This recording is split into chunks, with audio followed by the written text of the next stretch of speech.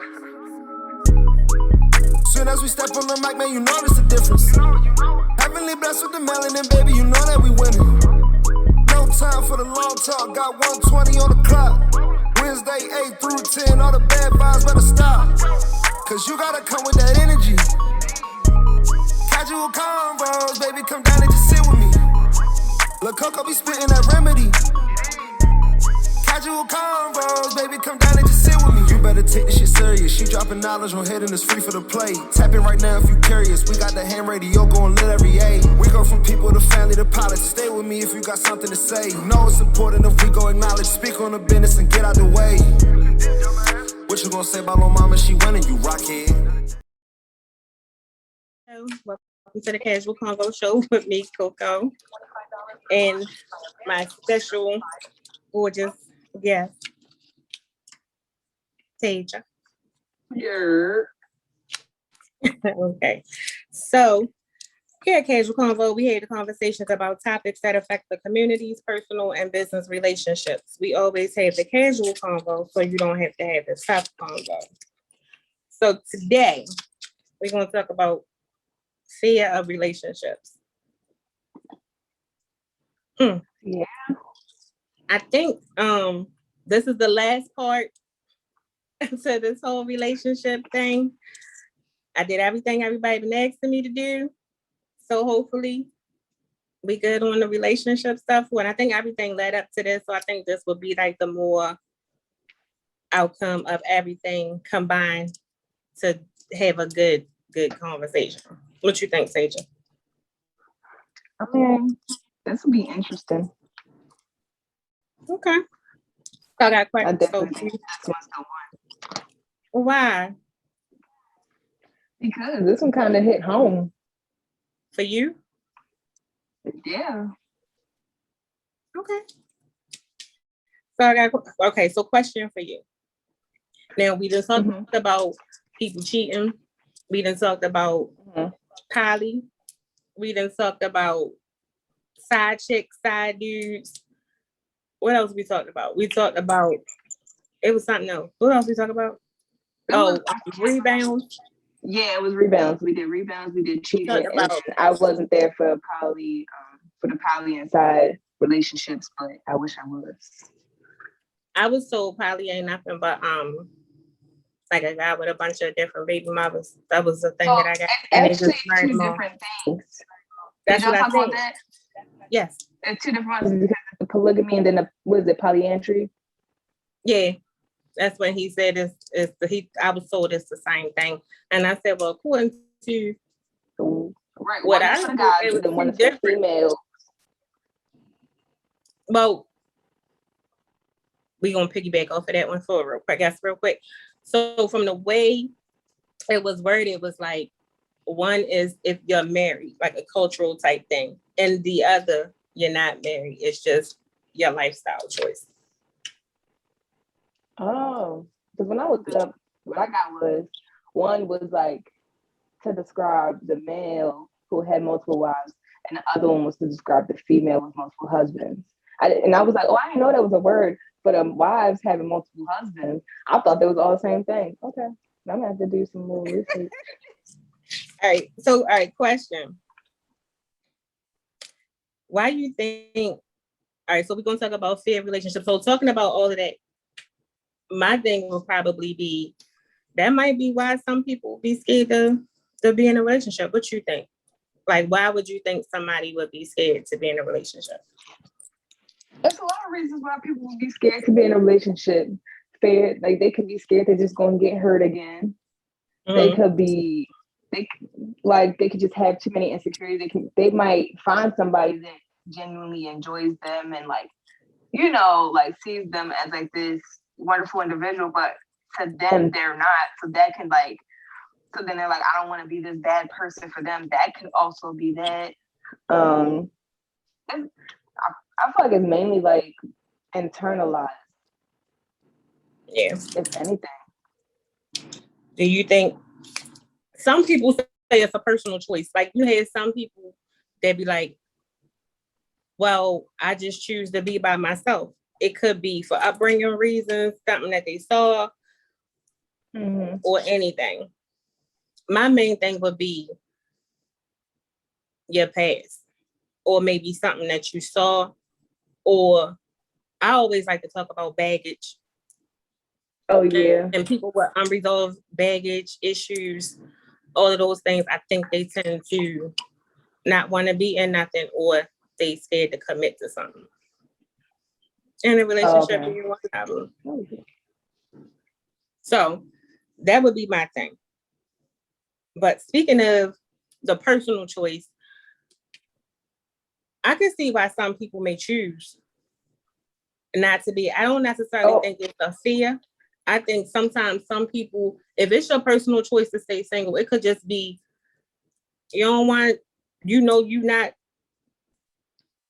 ready to commit to somebody, or you I see every day. Why? I said I realize every day. Why? Why what? Why people stay single? Why do I see it? Oh, because I like being alone. I like being to myself. I like dating myself. I like knowing myself and enjoying my own company. And it's like I feel like as soon as other people come around, I just be like, when are you gonna leave? I think it's the right person. I don't think it's necessarily a thing of everybody like their space. I do too. I like my alone time. I like when I can just don't have to worry about giving a reason why I don't feel like being intertwined. But I think at the end of the day, everybody wants that companionship. I don't care who you are, what you say. At some point, you want a companion, unless you just know you ain't relationship material to be with nobody, which could lead to a number of things. But then, I think the choice that people have not to be should also be respected. Because there's many ways. And I think sometimes, do you think sometimes people don't respect when people be like, I'm not ready for that? And then next thing you know, somebody trying to force them to get into something they don't want. Did that make sense? I feel like when people hear, not even when like all people, but when certain people hear like, oh, I'm not ready for a relationship, it's like, then they try to throw out, well, I know with my generation, I've realized with my generation, as soon as you say like, oh, I'm not. What's this generation? Let's be clear. You got to specify. I don't know what my generation is, but I would say. What's your age range? That's what I was about to give you. I would say from 22-year-olds to 27. No, I would say to 29. 22 to 29. That's the age range I'm going to give you. I would say every time you tell somebody in that age range, like, oh, like I'm not ready for this ship, oh, like I'm not ready for that step, whatever the case may be, then they automatically throw out the, oh, well, we could just be friends, we could just be cool, we can just kick it. It's like a way to kind of like be like, oh, I'm trying to still get to know you and kind of ease you into wanting a relationship with me because I want a relationship with you. It's weird. It's like a weird way of like disrespecting boundaries. I like boundaries though. But I think you said the 22 to 29 age range, right? Yeah, that's the age range I'm gonna give. I honestly think that's cool though, because I think that's the age range where you're supposed to do you, so to speak. You know what I mean? And really figure out what it is that you want to do. Now, my age range, the 25 to and up. I definitely told you 22 to 29. I don't think you got that far. I think it's I think you kind of get it. You more mentally aware of what it is you do and don't want, or you have an idea of what you do and don't want, and I think it's more cautious. But what I will say is past relationship stuff, can factor into it, moving throughout. I ain't talking about like high school and all of those things. Like that 20-year mark, people go through stuff. You go through alleged heartbreak. You go through your feelings getting hurt. You go through a whole bunch. It's a number of things you can go through in that time frame. And I think when people don't know how to move past certain stuff or regroup or let go, it hinders them into why they fear being with anybody, as far as like, okay, we gonna do this, we gonna commit to this. And then you have some people who just, it could be past trauma, past hurt that still they holding on to, and now it's affecting them in the future. Yeah. Speaking of huh? What? No, I was just gonna say that you gotta remember, like with my age group, like we're like that weird stage where it's like we're trying to figure out life, but at the same time we feel like we should already have it figured out. And as much as people tell us you don't gotta have, even we tell ourselves, it's the craziest thing, because I would tell Jaden, like, oh, like, you still got time to do this, that, and the third. And the whole time I'm sitting here like, man, I need to get my life together. Like, I'm not set yet. Like, we're at that awkward stage where it's like you said, like we should be just doing us. But like we feel like, some of us just feel like we need to be starting to get a house. We should be in our career. We should be married or something, on our way with kids, or like we feel like our life should be skyrocketing already. And then reality, when you hit 30 and up. Right, and that's what I'm saying. I think that's what I'm saying. Like we're at that weird stage. Tina said after going through something with someone, you kind of want to preserve yourself. Like I have reservations, like, well, not me personally. She has reservations about dating someone with kids. That's a good point. Luckily, in my age, I meet people who kids are older, usually more. I think when it comes to dealing with people with kids, especially, well, if you don't have children and you deal with somebody with kids, I think the person with children, even if the other person has kids, I think in any situation, you should set boundaries with the parent of the other child before you move forward with anybody else. Because if those boundaries are not there and you don't have somebody that's like, you got somebody to think they can just have a say-so in everything that you do. When it comes to the co-parenting piece, if I'm dating you, I ain't got nothing to do with what you got going on. Don't put me in the middle of your stuff. Y'all should already have a baseline before I come in. So I'm not there to play the part of nobody's mother. I'm not looking for nobody to play daddy. Yeah. But I think even before you decide to exclusively date someone of children, it always takes me back to communication. I think we got to start having those conversations before we start moving forward.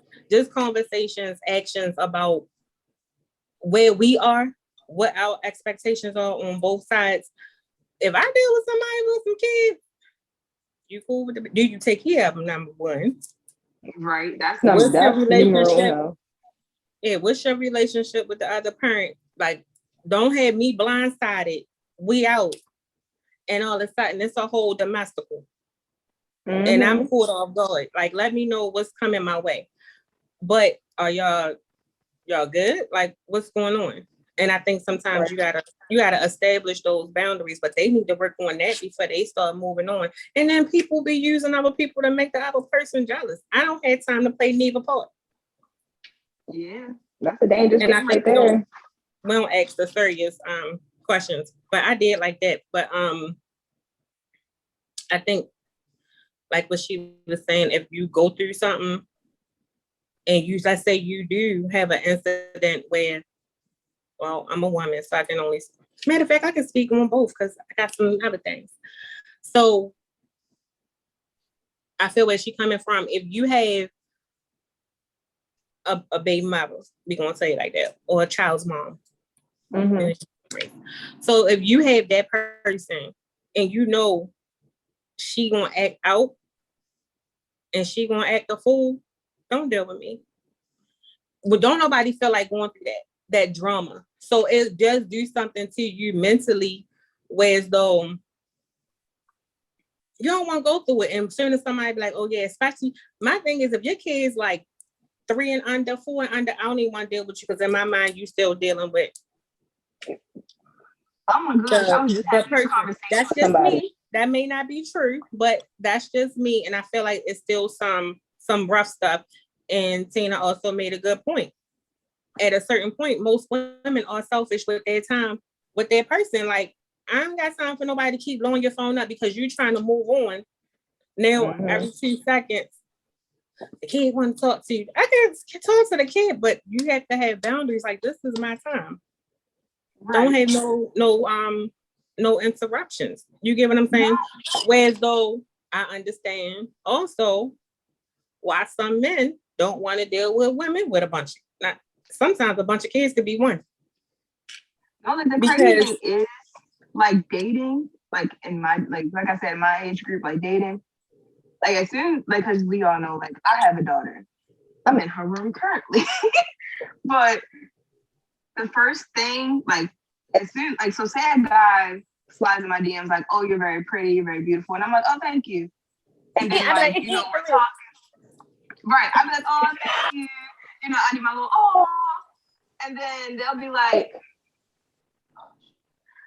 Then they'll be like, and then like we'll get the conversation be going, it'll be going good. And then the next thing you know, as soon as I say, they'll be like, "Oh, you got any kids?" I'll be like, "Yeah, I got a daughter." And I'll be like, "Oh yeah, she's 4 or whatever."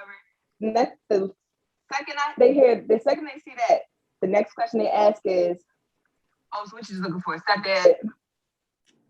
And just like you said, I'm not looking to be nobody, like, to play mommy in nobody's life, and I'm not looking for anybody to play daddy in my daughter's life either, just because, like, no, she has a father who does for her and does well for her.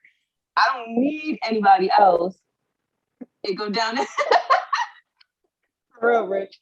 Like, I'm trying to say, you have no idea how many times I've been told, "Oh, so you just looking for a stepdad?" Absolutely not. You asked a question, I gave an answer. That was it. That was all. Like, it was nothing more to it. But I just feel like when it comes to fears of a relationship, especially when it comes to having kids, per se, what you say? I be the parent. Me personally, I think that's when it should be a thing where I need to know what's going on. First of all, I'm not looking for nobody to be the pappy. I'm looking for my own pappy. They good. You know, y'all good. I just listen. I'm not listen. I wasn't ready but I can see why guys be on some stuff because sometimes they be the baby father that acts stupid and you know, most men feel some type of way about another man around their children, who's around, but also I think it's also a caution mechanism, regardless of what, you should be cautious of who's around your kid, which can cause people to not want to deal with people with children. So I think that's when you know what it is you can and can't deal with. Like I can deal with people with kids, they just gotta be older kids and respectful because I disrespect children, teenagers, parents. If I'm disrespected, yeah, I'm gonna give you the same energy. Simple. Yeah, he can be crawling. Don't start pointing and yelling at me. Don't do it at all. Was really good. Yeah, do not play with me. But then I think when you say like both of y'all made a point about people being hurt.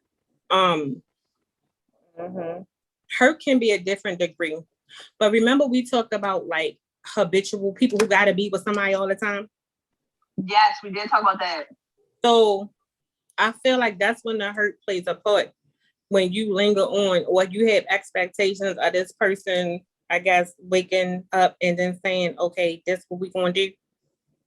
And then that's not the part can be a contributing factor of why people fail relationships because they don't want to feel the hurt of somebody else. Yeah. Makes sense. And I think that be the anxiety. Or when it comes to the hurt. And they should call it relationship anxiety. Yeah, that's the thing. I think. No. But I think when you have like past issues and you fear being in a relationship, this is okay. If you have those fears based off of, okay, say somebody like, okay, this person hurt me and this is and third. We've all been hurt. We've all been through certain things. It's not fair. I think I'm about to change the whole subject in a second. Let me go backwards. Well, you said you had a question for me, so let me answer that question first before you try to change the subject on this. I'm not going to change it. That's why I backtracked and said I'm not going to say that part. But I think it's fair to say you shouldn't, when it comes to being in a relationship, I think people should let people know ahead of time, like, listen, we cool, we kicking it. Yeah. Therapy. Cool. It is. Yeah, like we cool, we kicking it, we doing whatever it is that we doing, having a little bit of fun. But if you know it's not going nowhere, say something. If you know you don't want to do X, Y, and Z because you feared your feelings going to get hurt, say that in the beginning, but don't lead somebody on. And I think it's true when they say hurt people hurt people. Definitely. But that's another reason why people fear being in a relationship. So they could have been through. It's a whole nother subject. I feel like we're talking a lot about pain and hurt. So would that tie into insecurities a little bit? Because after being hurt for so many times, like you gonna feel insecure, like what's wrong with me or something like that. You know what I mean? You get what I'm trying to say? Like your insecurities, or like feeling like you're not good enough to be right, like feeling like why all these. So say like we had like the habitual people that like to be in relationship after relationship. Like they're never single. They never take a moment to just be single. Like so, after so many failed relationships. Oh, Kim Kardashian was like this just recently. We're not talking about them. We're not doing that. But that's the first thing that just popped in my head. No, but that was the first thing that network. We'll talk about that people. No, but this is the first thing. That was the first thing that popped in my head when I thought about this. Where it's like, after so many failed relationships, you're just like, wow, like, is it me? Or is it like, what am I, like, you start to think, like, what am I doing so wrong? So then, like, once you finally start thinking like that insecurity sticks with you, like, well, what's going, like, I don't want to get into another relationship, and then they find the same flaws that the other person found. You get what I'm saying? No, that's self-reflection. We did a show on it. I think, but I think what you mentioned, and that also goes back into the whole trauma piece. And she had another one. If boundaries are not set up, there's always going to be a problem, which is true. But we talked about that before. We always talk about boundaries. That's what I'm saying. We talked about that before. You should set those in the beginning when y'all first talking. Like it's like everything, like you keep saying, like everything always is tying back to communication. When you first start talking to somebody, you gotta set those boundaries. Let them know whether or not you are not ready for a relationship, what you are willing and what you're not willing to do. Like, you get what I'm saying? Like, you gotta set those boundaries and set the standards right then and there. So then, like everybody knows what's going on and what should be happening and what shouldn't be happening. And once that boundary gets crossed, like it's like, all right, well, I'm gonna go ahead and exit left. Sometimes people don't communicate or know how to express their insecurities. I'm gonna use myself. I was that person. I had a lot of insecurities. But so now, but I think also people try to project. themselves as one way. But you have to understand you have those insecurities in order to deal with them, which goes back to my original statement. If you know you got all of this stuff going on, work on you. So, and it's not even just about the insecurities when people feel like they're not good enough to be with other people. I've been intimidated to a point where you may not feel like you on somebody else's level, but then you realize they're a little messed up too. But it's not, I am the level. And certain, and we all feel like we the level, but I think that's where the balance comes in and understanding of accepting where your flaws are, owning them, talking to people about them, but also you got to do the work on yourself before you even try to be in a relationship. So I think that's where the whole thing boils down to. If you know, you feel like you're not good enough for a certain type, and I think people lower their standards because they fear of being in a certain type of relationship. Because of they think they're not good enough. And sometimes your trauma, if somebody, let's say, if you was dealing with somebody that could, let's say, verbally abusive, and they made you feel like you wasn't good enough, or you can only deal with this particular type, or this is what your good was, this is what your worth is. And men always talk about women talking about their worth. That's a real thing. But I also think it's a lot of men that don't know their value. And they settle. Oh, it's a whole lot of them that don't. Very much so. Definitely. So I'm about to send her this link. She said, Sana said, I still have insecurities within. I think not a lot of your past should be talked about to the new person. Sometimes they use that as ammunition, like a loaded gun. First of all, I mean, she commenting publicly. I'm supposed to read it out loud. It's a conversation. No, but I have something to say to that. What's up? Because, okay, so she said not to say too much about past. And I completely agree. But my question is, okay, I'm trying to think of how to word it now. Because when do you open up? Now, the first conversation, no. But when not the first conversation, but like as days progress, like, you know, I'm not gonna lie, I'm not one of those people that like to speak on my past too much. I don't want to just come right out like, oh, this is what's happened, and this is, like, you know what I mean? I'm not that type of person. Now, if you ask me like, oh, well, like if we're having like a conversation, you're like, oh, as a kid, like, this is what happened, and I'm like, oh yeah, I can relate to that because this happened. Or like you ask me a question, I'll answer it. But like, I don't feel like I guess like what I'm trying to ask. Well, I'm gonna ask like for her person. I'm trying to ask. So, when do you know when is the right time to share something like about your past? Being open. Yeah, when do you know when to be open? Like she said, not to always share, but like what should you share, and like how would you know when is the right time? It's a two-part answer to that question, and I'm gonna keep it all the way above.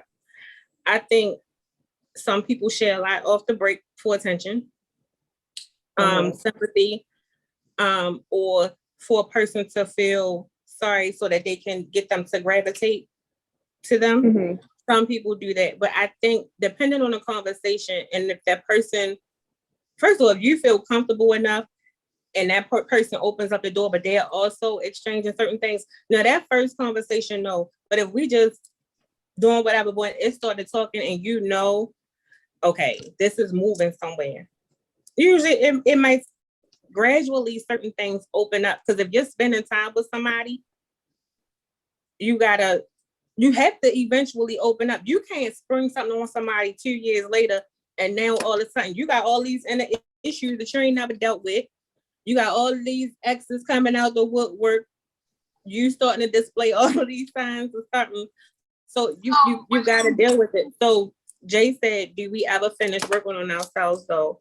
Because even though I'm not where I was at all, I still don't always feel like I'm where I need to be in order to be a great for somebody else. That's a good one. That's a good point. I think every day of your life, you're working on yourself. But I think it comes in a time where my motto is, because I've been a person who I had to work and do some serious self-reflection because I was accepting anything at one time because I had those insecurities and things within myself. So I think once you start to take ownership and get to the root of where your problems is, and sometimes you got to forgive yourself for certain things. And you have to own your part about parts you played in certain relationships of accepting ways. So I could have said, okay, I know I keep accepting this, but if you keep the same patterns and the same behaviors and keep doing the same stuff with the same type of people, you're going to get the same type of result.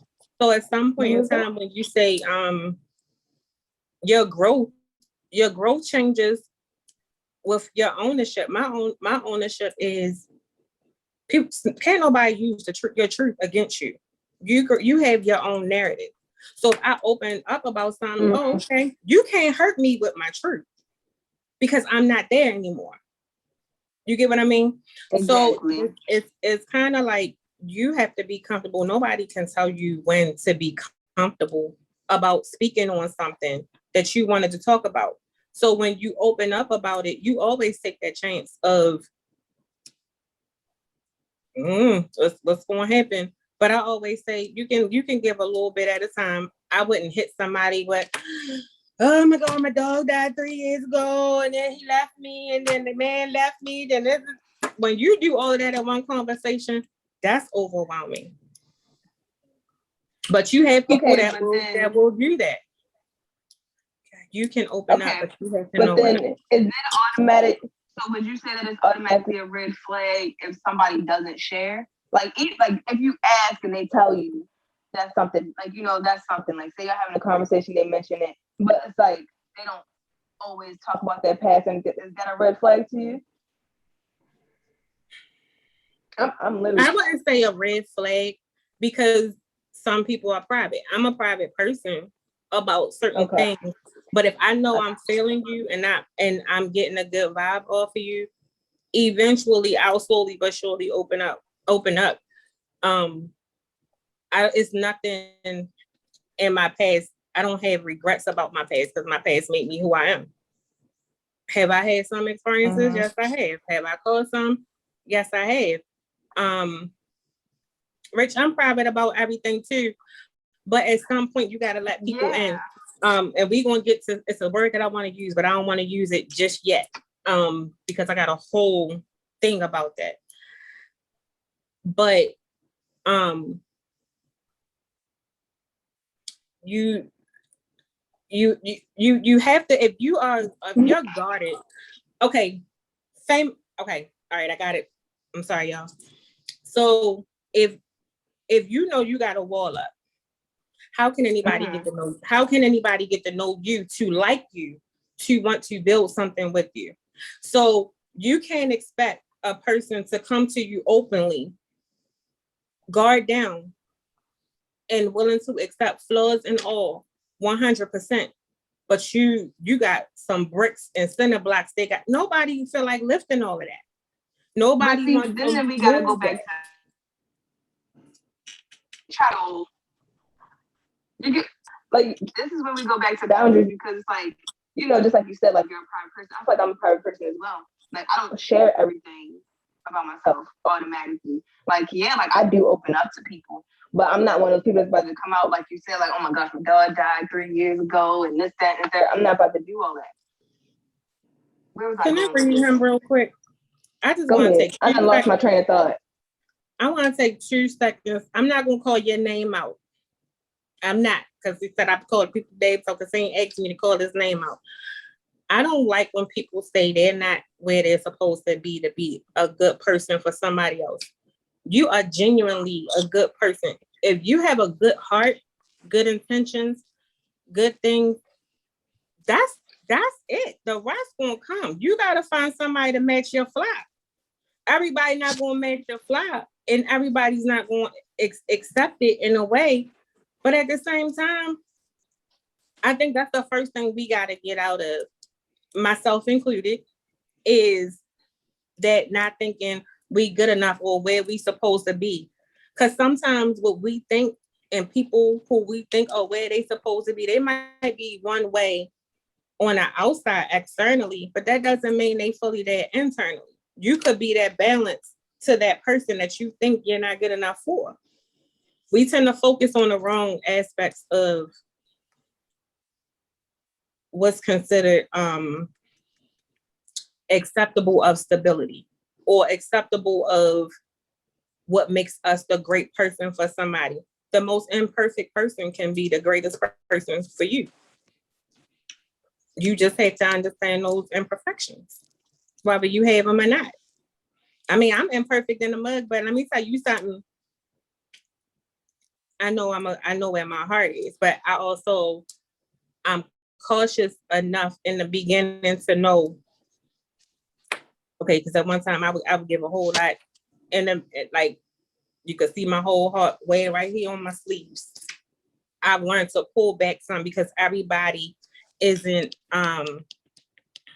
deserving of that off the grip, because everybody's intentions aren't good for you. You got to find out what people's intentions are and what they want before you can show that. But yeah, I just wanted to read him real quick. Don't be talking about you ain't before you be a good man to somebody else, man. I know you as a person. They might be lucky to have you. You got to understand your dopeness and where you are. Anywho,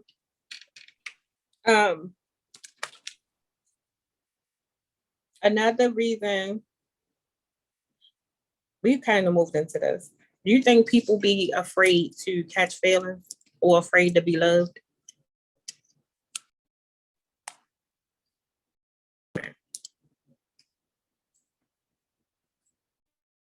So I think some people, something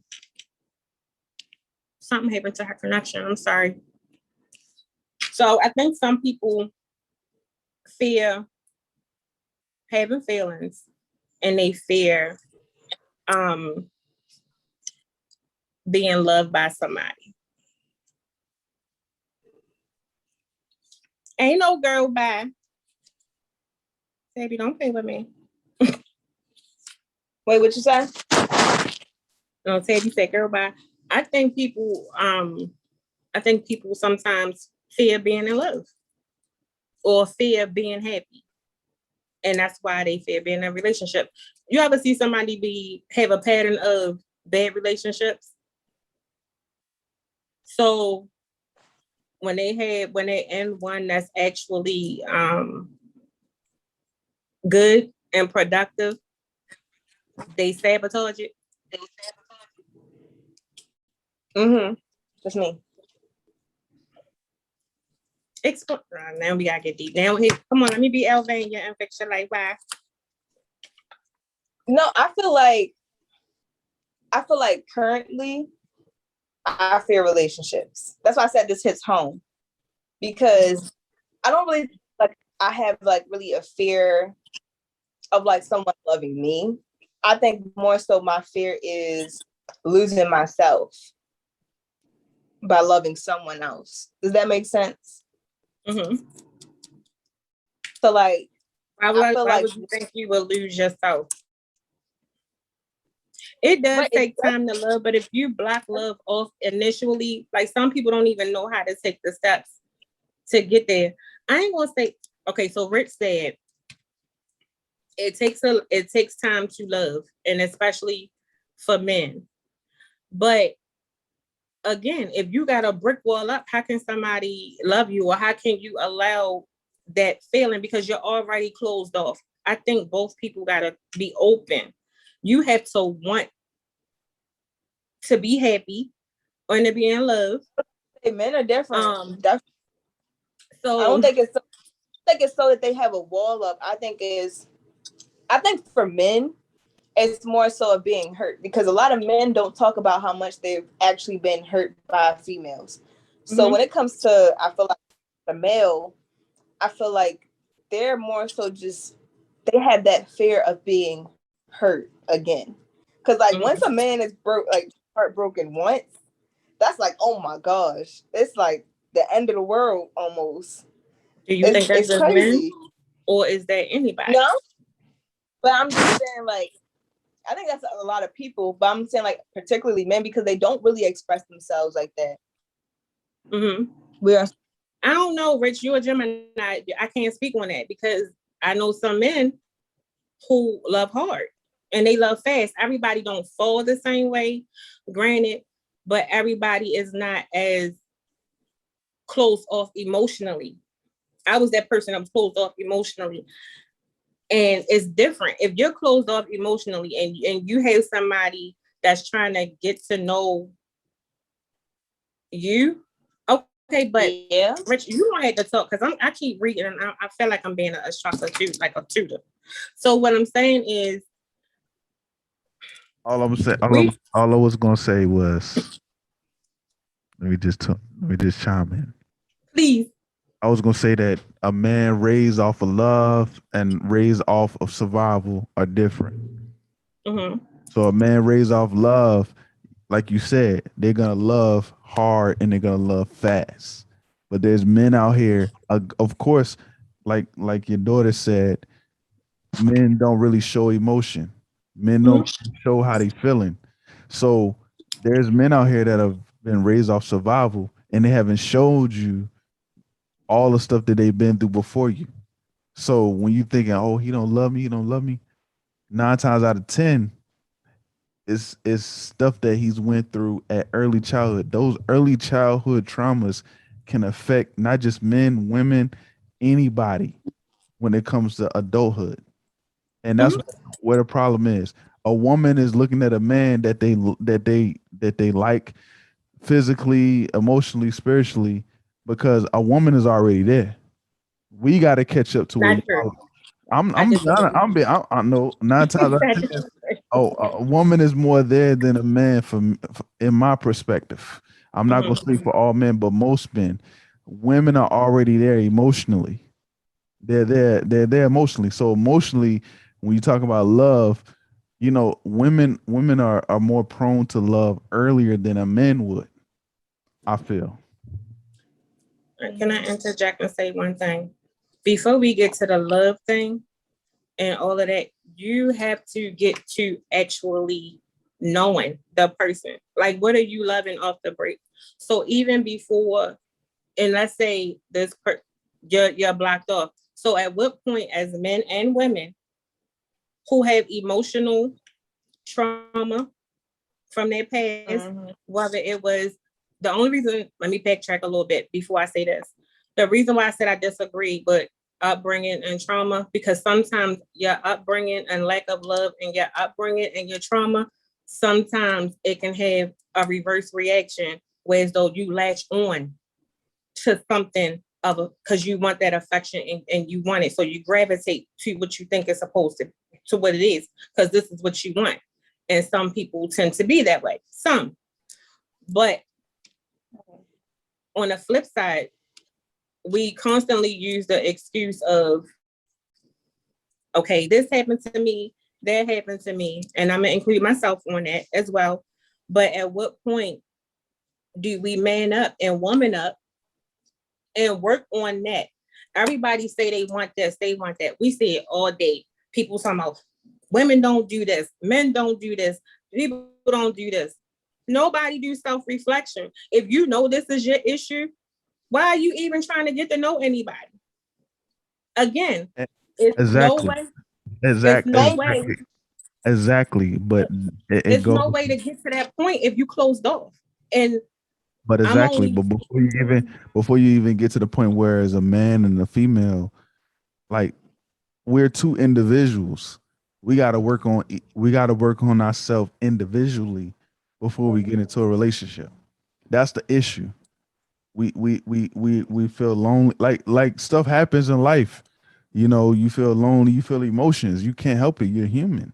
You feel lonely, you feel horny, you feel whatever you feel, whether it's love or lust, and you feel like you need a mate.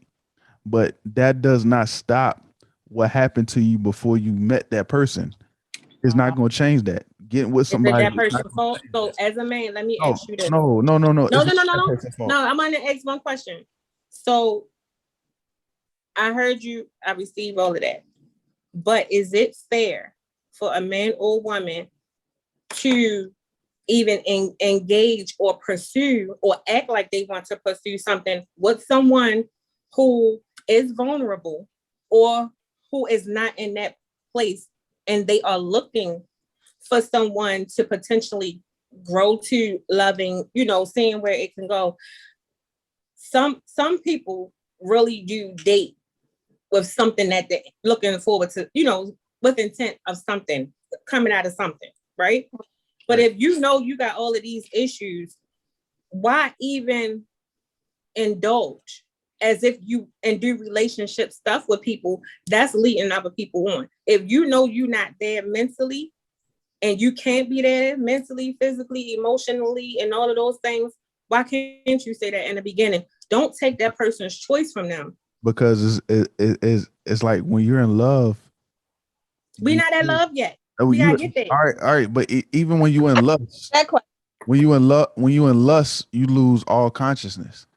When you in lust for somebody, you lose all consciousness of who you are, of what you're trying to do. You don't even look at that person. You don't even look at that person's flaws. You don't even see that. The lust is so strong that you don't even see the flaws that this person has. It takes months, years for you to actually see, like, oh, this is not somebody that I want to be with, or this person needs help, as a mate and somebody that cares for this person. At that point, you like, okay, this person needs help, but it takes time. But at the first initial stage of it all, you're not thinking about all that, especially when you're in lust. Can I ask you a question? We know the difference. So I hear what you're saying. My question is, if you know you are not ready and do not want to be in a relationship before you even get to that. Yes, everybody looks for different things. But my thing is, don't lead a person on. And you said sometimes it takes months and years. I kind of agree and disagree. I think we choose to ignore the signs that are there based off whatever reason. But my question to you is, if you know that a person is actually genuinely looking for something of a commitment, and you have all of these issues, upbringing stuff that you need to work on internally, why do you continue to entertain that person if you know you cannot and you're not going to give them, or you can't meet them halfway because your guard is so high? How is that fair to that person who does not have the guard up? They may not have the same. It's not fair. It's not fair. But when you talk about lust, why is it fair to take away the choice? Because you said you can deal with somebody lustfully. It's not fair. But when when we talk about lust, we eliminate logic. So when you eliminate logic on a decision level, you eliminate the possible scenario of what's right and what's wrong. You when you're in lust, you eliminate logic. You don't even think about what if or what not. You already eliminated the logic of what the situation is. You're in lust. You lusting after something that isn't right or is wrong, but you don't even care because you're in lust. That's an emotion that's not logical. So question about the lust thing. You can be in lust all day long. My question is, that's not a relationship. That doesn't mean that's not that you two are going to commit. If you know that that's your fear, when you in lust with somebody. So my thing is, what boundaries do you set? See, you're at the level. See, where you are right now, asking that question, you're at the level of logic. You got to go back down to the person that's at lust. You're not at love. You're not at logic. You're not thinking about it. I mean, I be in lust all the time, but I'm logical that I know I'm only you're fantasizing about it, meaning like Right. it's a fantasy. The fantasy kind of eliminates who the person is. Now they're on a level of what God is. They're on a level to you as like, okay, this person is a superior being to me. Like, not even saying, I'm not saying that they're God, but because your feelings and your emotions and everything is tied into it, logic is out. You're not thinking like right now. What you're saying is okay. This is You not a, dodged my question. this not a. No, I'm not. No, I'm not. You I'm saying did. My no, original I'm not. question, can I ask it No, again? I'm not. No, I'm not. No, because you went, we're not even there yet. So I said, people who fear being, some people may fear being in love. And you went into the lust thing. My thing was even before then, we were talking about the communication and all of those things. Yes, we choose to ignore certain signs. My question to you was, if you're a guy, because you said guys are slow, depending on, these things. So if you are a man who knows you got all of these things going on, right? Mm-hmm. And it's going to take you years before you even know if you like this person. So you could meet somebody and they could be openly communicating. This is what I'm. Hold on, like this is. You missing something. You missing something. No, I'm not. I'm just hear me out. I'm gonna tell you why you missing something, because you keep saying he knows. He knows. No, I said. I didn't finish the. I'm getting ready to add to the thing. I didn't say that he knows. No, I'm going off of what you said. You said if you have the past trauma, technically and truthfully, you do know. You old enough to know. We are old enough to know as adults when we have certain issues. As many people who have chimed in have said, when you meet somebody and this person says they are looking for X, Y, and Z. If you know you have a fear of letting someone in to even remotely care about you and love you, and this person is telling you that's what they're looking for, lust outside of anything, why not just say, I hear what you're saying, but right now I'm just trying to do da-da-da-da-da. Why even lead that person? Now you done took away the person's choice, because now you're moving in a way that this person wants, but that's not what you want. So how, honestly, it's just manipulating themselves into, it seems like the person is just manipulating themselves into believing that they want to make themselves ready.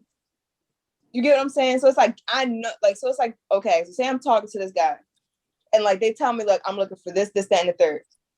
Mm-hmm. And I'm like, oh, what? They're a good like they're a good guy, whatever the case may be. I know I'm not ready. Mm-hmm. But, and let's talk about social media plays a huge role in this. Nobody mentioned social media whatsoever. Man, I find it so funny. That was later, Tajah. That's later. Y'all already started, and in my head, I'm just like, bruh, social media paints this huge picture of, oh, we were friends first, we were best friends, and we've known each other for this long. So everybody is like, oh, this is my best friend, and we've been this, that, and the third. You get what I'm saying? So like, they're like, oh, well, they've been best friends for this long, and they should just be together, and this, that, and the third. I just feel like when you have X, Y, and Z issues, and you still sit there and say, oh, okay, I'm gonna try. You're manipulating. You're trying to manipulate yourself into believing that you're ready for a relationship, or you're trying to hurry your process of healing so that you can be right. And it's like, let them find who's right for them. Like you said, it's not fair. Absolutely not. It's never gonna be fair. But that person is just trying to manipulate themselves and trying to talk themselves into wanting a relationship just because that other person is ready. And they're like, you know what? That could actually be my soulmate. And I may not even know it. But they're not ready to heal themselves so that they can get to that point. They're just ready to get to that point. But I hear everything that you're saying about social media. I hear everything you're talking about. This boom. I'm sorry. Jay hit it on the nose. Hold up. I hear everything you're saying about social media. I hear everything you're talking about, everything else. But when you're in lust, you're not thinking with logic. You're thinking with emotion. You're thinking with emotion. So that's dangerous. So you're not thinking with logic. Like right now, we're on this show, we're talking about the whole situation. We're thinking with logic. Like, yeah, I would do this, I would do that. But when you get into a fight, somebody's punch you in the face, you're not thinking with logic. You're thinking with emotion. Somebody hit me in my face, I gotta hit them back. I'm mad, I'm angry. It's the same thing with lust. When I see something that I want, I'm not thinking rationally. I'm not caring about who this person is, what this person has going on. I have no kind of logic and reasoning about what I'm doing. I'm just doing stuff out of straight lust. Okay, can I keep it a buck with you? I hear what you just said. Makes sense. And I'm gonna tell you what that results in, what we see now. That's how people get hurt and get their head bust wide open. That's how people get their cars keyed. That's how people agree. You play with people. See, you play with people. No, I'm just saying you play with people's feelings, but you don't want your feelings. See, we started on that because we said people have their emotions cut off. And Jay Nathaniel made a good point of sometimes people are scared to fall for the wrong person again. But when you say I said the 2 minutes, but when you said about being in lust is fine. Say that. It's not. But you don't have, but you can fulfill your fantasies, your lustful fantasies, but that doesn't mean you got to play with somebody's feelings. Because I could say, oh, I met this guy, cool. I might know he not somebody I could see myself with, but I could see myself doing them repeatedly. But that's logic. What you're saying is logic. No, I get that, but I'm just saying. You don't have logic when you have lust. You don't have it. You can't Yes, I can. Yes, I can. I can lust for somebody, let them know I'm lusting for that. Yes, I can. So what I'm saying is everybody doesn't have that. Imagine telling me no matter who, like if you're dealing with somebody automatically thinking logic. Mm-hmm. You say that again? So you're telling me no matter what, when you're dealing with somebody, whether you're talking in a relationship, you're always thinking logical. So you will know now right off the bat. Right, that's now. No, Even before. That's why I said before when I went into it and I said I settled and I agreed with certain things, but I also didn't know what I wanted. Oh, he done started the day on break. I definitely didn't. Go ahead, keep going. Oh no, what I'm saying is even that some people go with the flow of things, for whatever the reasons shall be.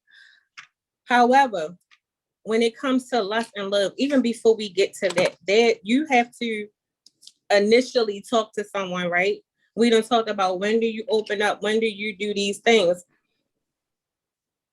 Out of lust, even back then when I was in a bad place, normally you, like I said, you know what it is and what it's not. But when you start playing with people and their feelings, I don't know who I'm playing with. And I might have got smacked up for playing with somebody's feelings or somebody else. And then you see it every day. You see chicks going crazy, trying to fight other women, trying to do all of these things, trying to bust the dude head open. Why? Over lust, when you could have just been real in the beginning, but don't play like you are actually trying to be with this person and you know you're not. But we're going to finish this when we come back to the Welcome back to the Casual Konvo show with me, Coco. I don't even know if my guest's back yet. And I have Tajah with me and my special guest. We are talking about fear of relationships. And Rich took it to another level and got political on me. You know what? So I'm going to not think logical for the second half.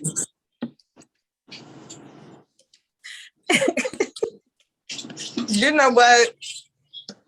I'm mind my business. Okay. Respectfully. All right, that's fine. So, all right. What we was talking about that y'all stressed me out? Oh, about the last thing. That comment has stressed me out just now. I don't know about that. Yeah, I got a whole nother topic. I think that's going to be another show, though. That might be next week's topic right there, because that didn't make no sense. And that's on everybody's whole lane. But, okay, I just want to say before we continue, I get it, Rich. I just talk about when you first meet somebody. Before you got to that part. That's all I was trying to say. But you're right. People don't think logically. I think I have evolved into this wonderful person that I am. So I'm going to fall back from that. So I just got checked. It happens. But with that being said, I think another reason people fear being in a relationship is they worry about what other people think or what people say. For instance, some people may like something but won't pursue something and fail, but people may think if they pursue it. Did that make sense? I think so. So let's say if, for instance, if I was attracted to somebody that was like 600 pounds. But you don't want your friends to know What? that they 600 pounds. Is that what you're trying to say? Like you afraid of what me personally, if I'm not thinking how I think, like Rich say, I'm not gonna care. Or I'm lying. Let me take me personally, I wouldn't care what nobody thought. But let me just go back into my old self. I probably would, because everybody feel like I have a certain type. But some people fear being judged by the relationships they may want to be in or who they may want to be with. Mm-hmm. What you say? You said no, we going where? No, we going to the gym. Okay. I mean, that's what I say. But you have some people that will only deal with certain people for a look, i.e., like when we was talking about the social media thing. Everybody worrying about the gram. Everybody worrying about what people doing. Hey, Khadijah. So that plays a part in how people feel about their relationships. And I think, which goes back to what we talked about before, that boundary line, when you put too many people in your business to have an opinion to judge your relationship. What do you think?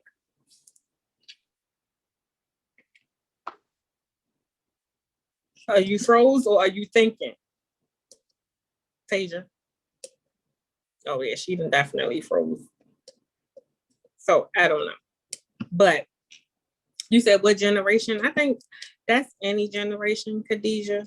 Because there's some people in our generation who think like that, who worry about what people think instead of trusting what they feel on their own. They allow other influences to determine their relationship, their happiness, and everything else. So, for instance, you can have somebody who is fully into you, right? But if their friends or whoever may be like, no, I can't see it, then they'll start to try to pick you apart, whereas though you're not the fit because they letting this influence that they genuinely like. And then now you dealing with a miserable, unhappy person. Or you may become the secret, I guess, which is not cool even still. See, Rich, I'm not being the right person because that's what be happening. And we be saying it on social media. And then you have some people that just want to go with what looks good on the picture. But I think it's safe to say, I don't know, I use boundaries with everything, but boundaries are so stinking important that if you don't set boundaries, I think the boundaries help with situations like that. You wouldn't fear judgment if you set boundaries of how involved people get into your situation. And that's another thing that I think why people fear being in relationships, because it's always somebody with something to say. But if you check them people, that have something to say, like Tajah check me all the time. I know my place. I know my boundaries. I be like this all the time. You right? You got that? But then as soon as I don't have a say, she like, but you're not listening. You don't get it. And I'm like, I do. I'm respecting the boundary. I think sometimes when it comes, you like put your 2 cents into stuff that don't make sense. It be making sense because I be right. No, because like I'll be wanting an opinion at some point, and then you'll be like quiet. You'll be mute, and I'm like, well, what you think? And then there's other times where I'd be like, all right, I'm just talking, and then you'd be like, well, TT, you need to, and I'd be like, I didn't ask for that. That's not what we needed. Thank you, Rich. That be the time where you need the guidance, honey.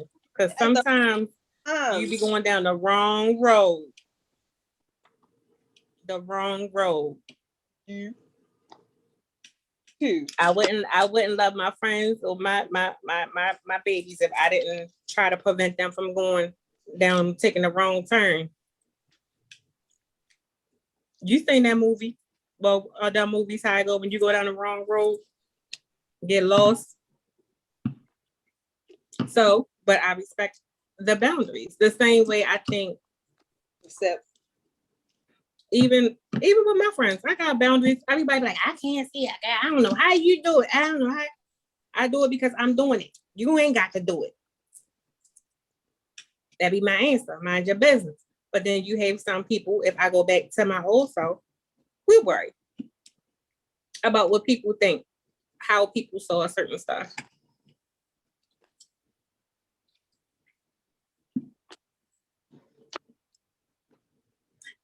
Oh, Jay said that's when you got to be clear if you just want to vent or you actually want advice.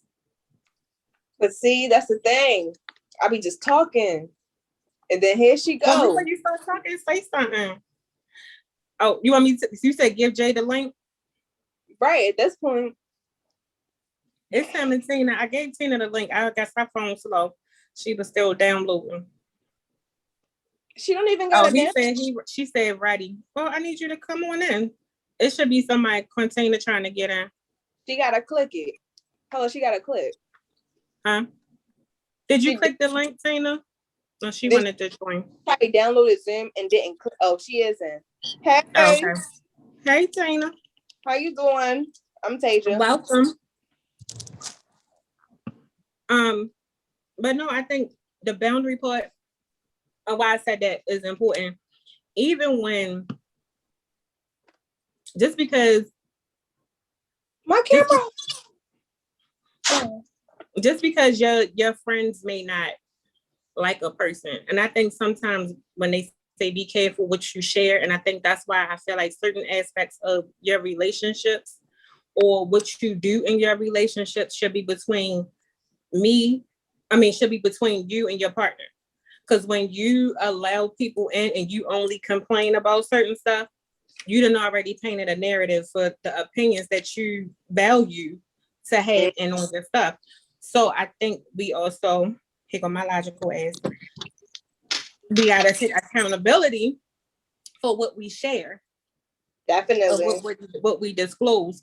So you wouldn't have to worry about people judging you of what your preferences are if you didn't allow so many people into your personal business, i.e.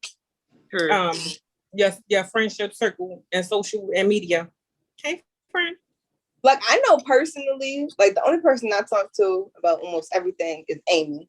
Everybody know that. I talk to Amy. But when I'm talking to Amy, like if I'm venting about something, like I'll tell her like, yeah, they did this today. But like, but I'll also talk about their good qualities as well. Like you can't just like, you know how you said like you painting that narrative. Like, but I always like when I'm telling Amy the situation, I'm like, this is what like I'll tell her like today, like this is what happened. And then I'll say like something like I know like they mean like they have good intentions or whatever the case may be. I'm just trying to make sense of the situation. Like you get what I'm saying? Like I don't like you try to say like this is just them as a person, like this is what they do, this is how they are all the time. Like I make sure she understands that no matter what, like this is just like a moment. Sure. All right, Tina. Yes. Before I ask any other questions, do you want to give your thoughts on, because since you're joining us, welcome to Kazual Konvo, live on Hand Radio. Yours. What about anything that we've talked about so far? What are your thoughts? Well, and seeing please, that I am speak freely. I'm gonna be freely. Here. I wouldn't do nothing like that, but I'm only speaking on experience. Okay.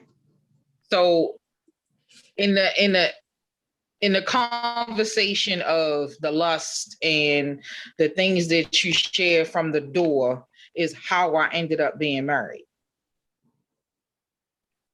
See? Okay, so yeah. So okay, so he was my friend from God knows way back when. Spending time as a kid before you turn 21 is completely different when you're 25 and you're 27 and then you're 30. So you get married and you think that because you know somebody of what you remember of that person, then you think, well, yeah, this will work. But when you get in really to the I don't like women because my mother died and she told me she'd be right back is the conversation. And I'm like, boy, what are you talking about? So he doesn't like women. He thinks polygamy is the truth. Now we talking about like, well, my beliefs and your beliefs is different. What happened to that conversation? So because we never had that conversation, then we ended up in a bunch of mayhem and foolishness. Is this the husband? Yeah. I think okay. I'm making sure. So now, you know, it's like, well, I need to walk away, but you can't walk away because that lust or that emotional conversation that I fell in with, or the way that you treat me, or the cup of coffee we had, now I'm stuck because I'm like, well, fuck, what am I supposed to do? You know, now it's like, if you don't want to lose yourself, now is a good time to walk away. So then you walk away, but he's still saying, but remember when. Here it is, what, 18 years later? You're still saying remember when, but I'm over it. I've been over it since 4/26/05. There's nothing to go back to. I would have been like, now, remember what? So, all right, so my question. I'm being serious. Like he thinks polygamy is like one of those things that's like, okay. Okay. Right. So look, I didn't even know. Okay. Now I can't look. I'm not trying to be a part of the concubine. Is that what they call? I will be there. Yeah. So I guess before I get into because this is interesting. So I guess my question to you would be, when did you choose you, and how did that influence your ability? Yeah, I'm being Albania. And how did that influence you being in relationships after, and like I guess currently, like does that influence your decision? Like, are you guarded? A little bit still. Did you do anything to work on it, or you just take it day by day? Downtown to divorce court. Did you say divorce court? I know you. Wait a minute. I wasn't ready. There too. Like I wasn't ready. Okay, so like this is not. I knew. At some point, you get embarrassed to talk about what you're going through because you're like, well, not you. You wouldn't go through nothing like that. It would be the same conversation if you having it with me. And I'm like, well, you would go through that, but that's only because I know you on a particular level. Mm-hmm. When people go home and they close doors and it's just them, there's a whole different person that actually arrives at that door. You understand? So when you in that moment, it's like, do I actually talk about this? But then when you talk about it, you dumb, you stupid, you crazy, ain't no way in hell. How would you say that if you never been in my shoes? If you've never been in my situation, how can you call me crazy? Or how can you say I'm stupid? Or how can you have the right to vote me out and say you should have walked away? You don't walk away until you know you had enough. And until you feel like you had enough, then you know when to walk away. You know what I'm saying? Sometimes God do bring you a vision, or he'll put something in your path, or I ain't gonna say God, I'll say whoever we choose to or you choose of your God. He will put something in your path to say, you know what? I told you. Now that you didn't listen, this is what you're gonna have to go through. And I don't care who you are. You know, we stuck by that one. And even no matter what we went through. And that's why I tell Tajah and even people who came like after our friendship was like, you can vent to me all day long. I don't have an opinion. You get what I mean? Because I remember them days. And sometimes it's always pieces we don't know of those gray areas. And I tell people all the time, you know when you done. I know you ain't done. But when you done, you're going to know. So then we can have that conversation. But I think also having that support is so tight. Like you said, people will tell you, oh, you should have, could have. But they sitting somewhere doing something probably 10 times worse or going through something 10 times. And we don't even know about it. Going through and your thing. But I think accountability and ownership of yourself is very important. And sometimes when you're done and you didn't just listen to other people and be done, then you're ready to start doing the work, because you'll start to realize, like, I'm a little messed up. Right, because it's like, you know, you don't have no children, and I'm only can speak for myself. So, you know, you don't have no kids, and you like, well, you know, Christmas coming in, the hell you grown. I'm not doing Christmas with you, and I got 10 kids. What? 10? Well, 10 kids come from? What? Then you tell me, well, you know, I'm only doing what I'm supposed to do as a man because I only married you for stability. Wow. Oh, that's manipulation. So he manipulated your past. I think that's when we was talking, when y'all asked the question about how do you know when to open up. I think it takes little. I don't say open up initially. All I'm saying is, me now, I'm okay with being vulnerable. Let's say that, right? But I'm also, you would never know. But I'm also not like the first 2-3 phone calls. I'm not like, listen, let me tell you about my little story. I don't do that. You get what I'm saying? And I think you gotta feel people, because some people will manipulate you based off of, and they will find that piece where they feel like it's a weakness. But when you hear me, don't think that it's gonna be a weakness, boo. Right. I'm already been down this road. Exactly. Right. So, but some people will try to manipulate your truth to their benefit, to prey on you. And I think that's the guard that some people have up about entering into something else, because you don't know who. And like I said, like I was trying to explain the rest, sometimes we ignore signs. It be that. And that's why I was saying I get the lust part. And while you in lust, you do ignore some stuff. Yeah. But I think at the end of the day, if even the person don't tell you, sometimes they show you. You choose, and we always talk about choices. You choose to ignore it. I know when somebody just want to sleep with me and they don't see nothing else, if I choose to ignore it, because I'm willing to give it up. And then we become complacent with. I ignore everything. I used to. I used to ignore everything. Tina, I used to ignore everything. We become complacent with a lot of what we want. You understand? Because on the inside, there's a lot of things that we want. Oh, I want this and I want that. And we become complacent with those things that we want. But what's the truth?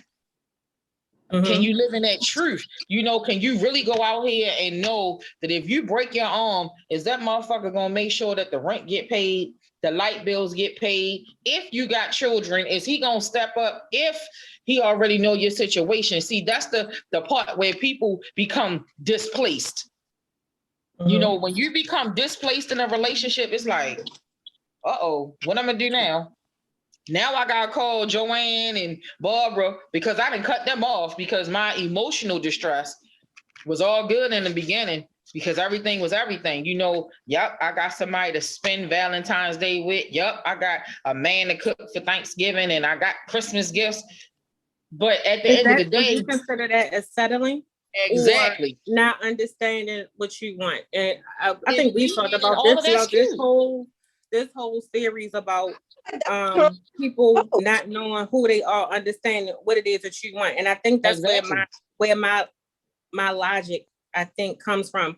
I didn't always have this mindset, but that's why I said I think when we talked about every day of your life, you're supposed to grow. You're supposed to have a newfound growth of acceptance. But if you keep repeating the same things every day, especially of people who you deal with, how you deal with them, and when you deal with them, you're going to consistently get the same results. So even down to your circle of friends, I think it all goes tied hand in hand.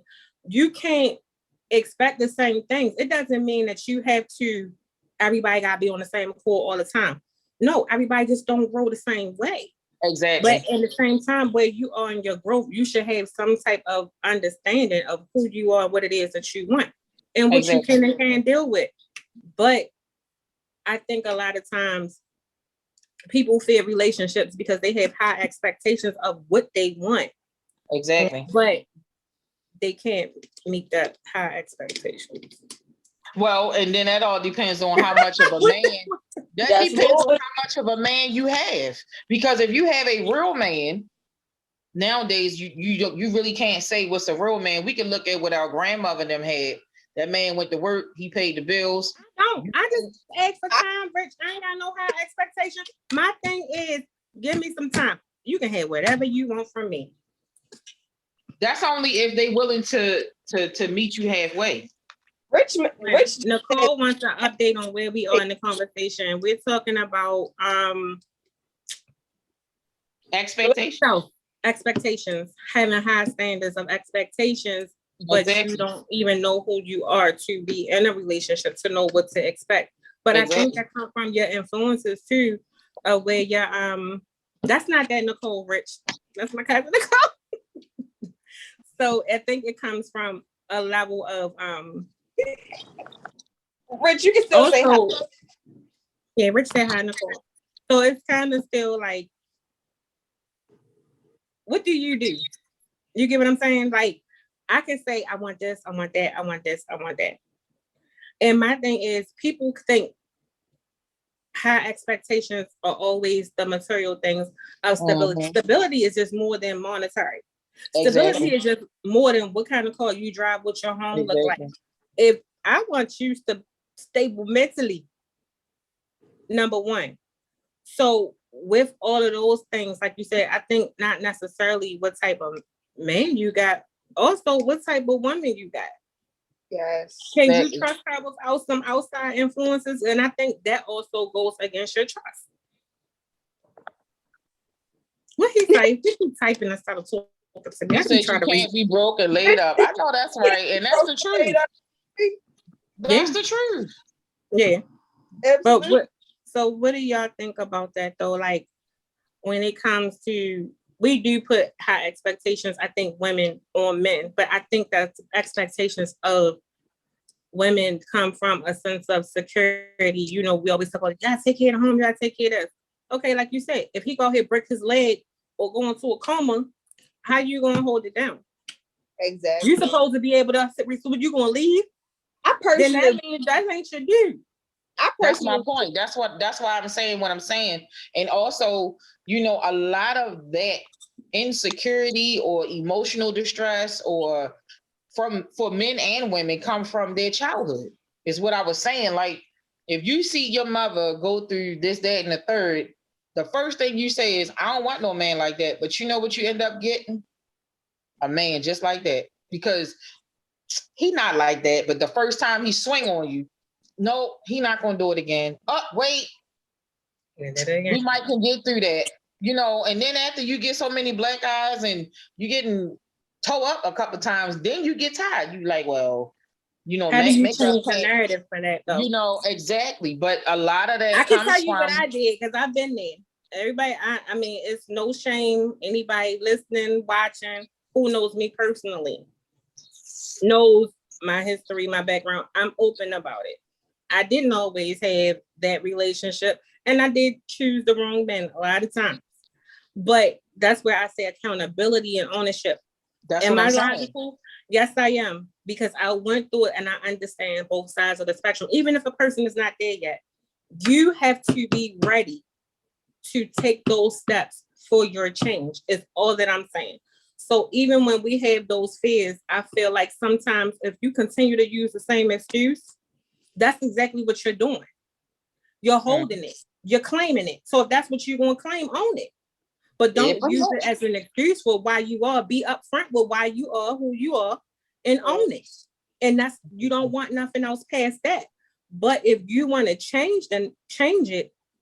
We always talk about the narrative. Because you have some people who come from solid family backgrounds and who have seen strong relationships and still go out here and cheat and be disrespectful, abuse, and all of that, but they may have never seen it. People, we always talk about the choices that people have that they make. You choose your life pattern where you going at. So at what point, man or woman, do we stop using the excuses and hold ourselves accountable? And women the same way. We can't put the blame on men for beating our ass or cheating on us. If you keep accepting the behavior, oh, I know we cheating, but I'm still here. I'm da-da-da. I don't care who you are, ma'am. You accepting it. So what does that say about you? Right.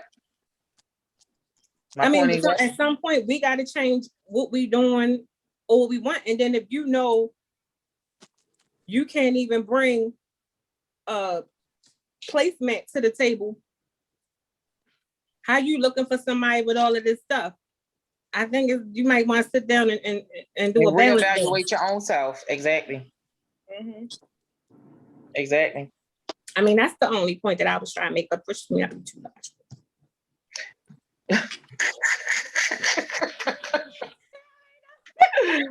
I ain't playing with you. No, this is good. I should have had you on here if I'd be getting. Okay, so let's talk about vulnerability. Y'all know I love vulnerability right now.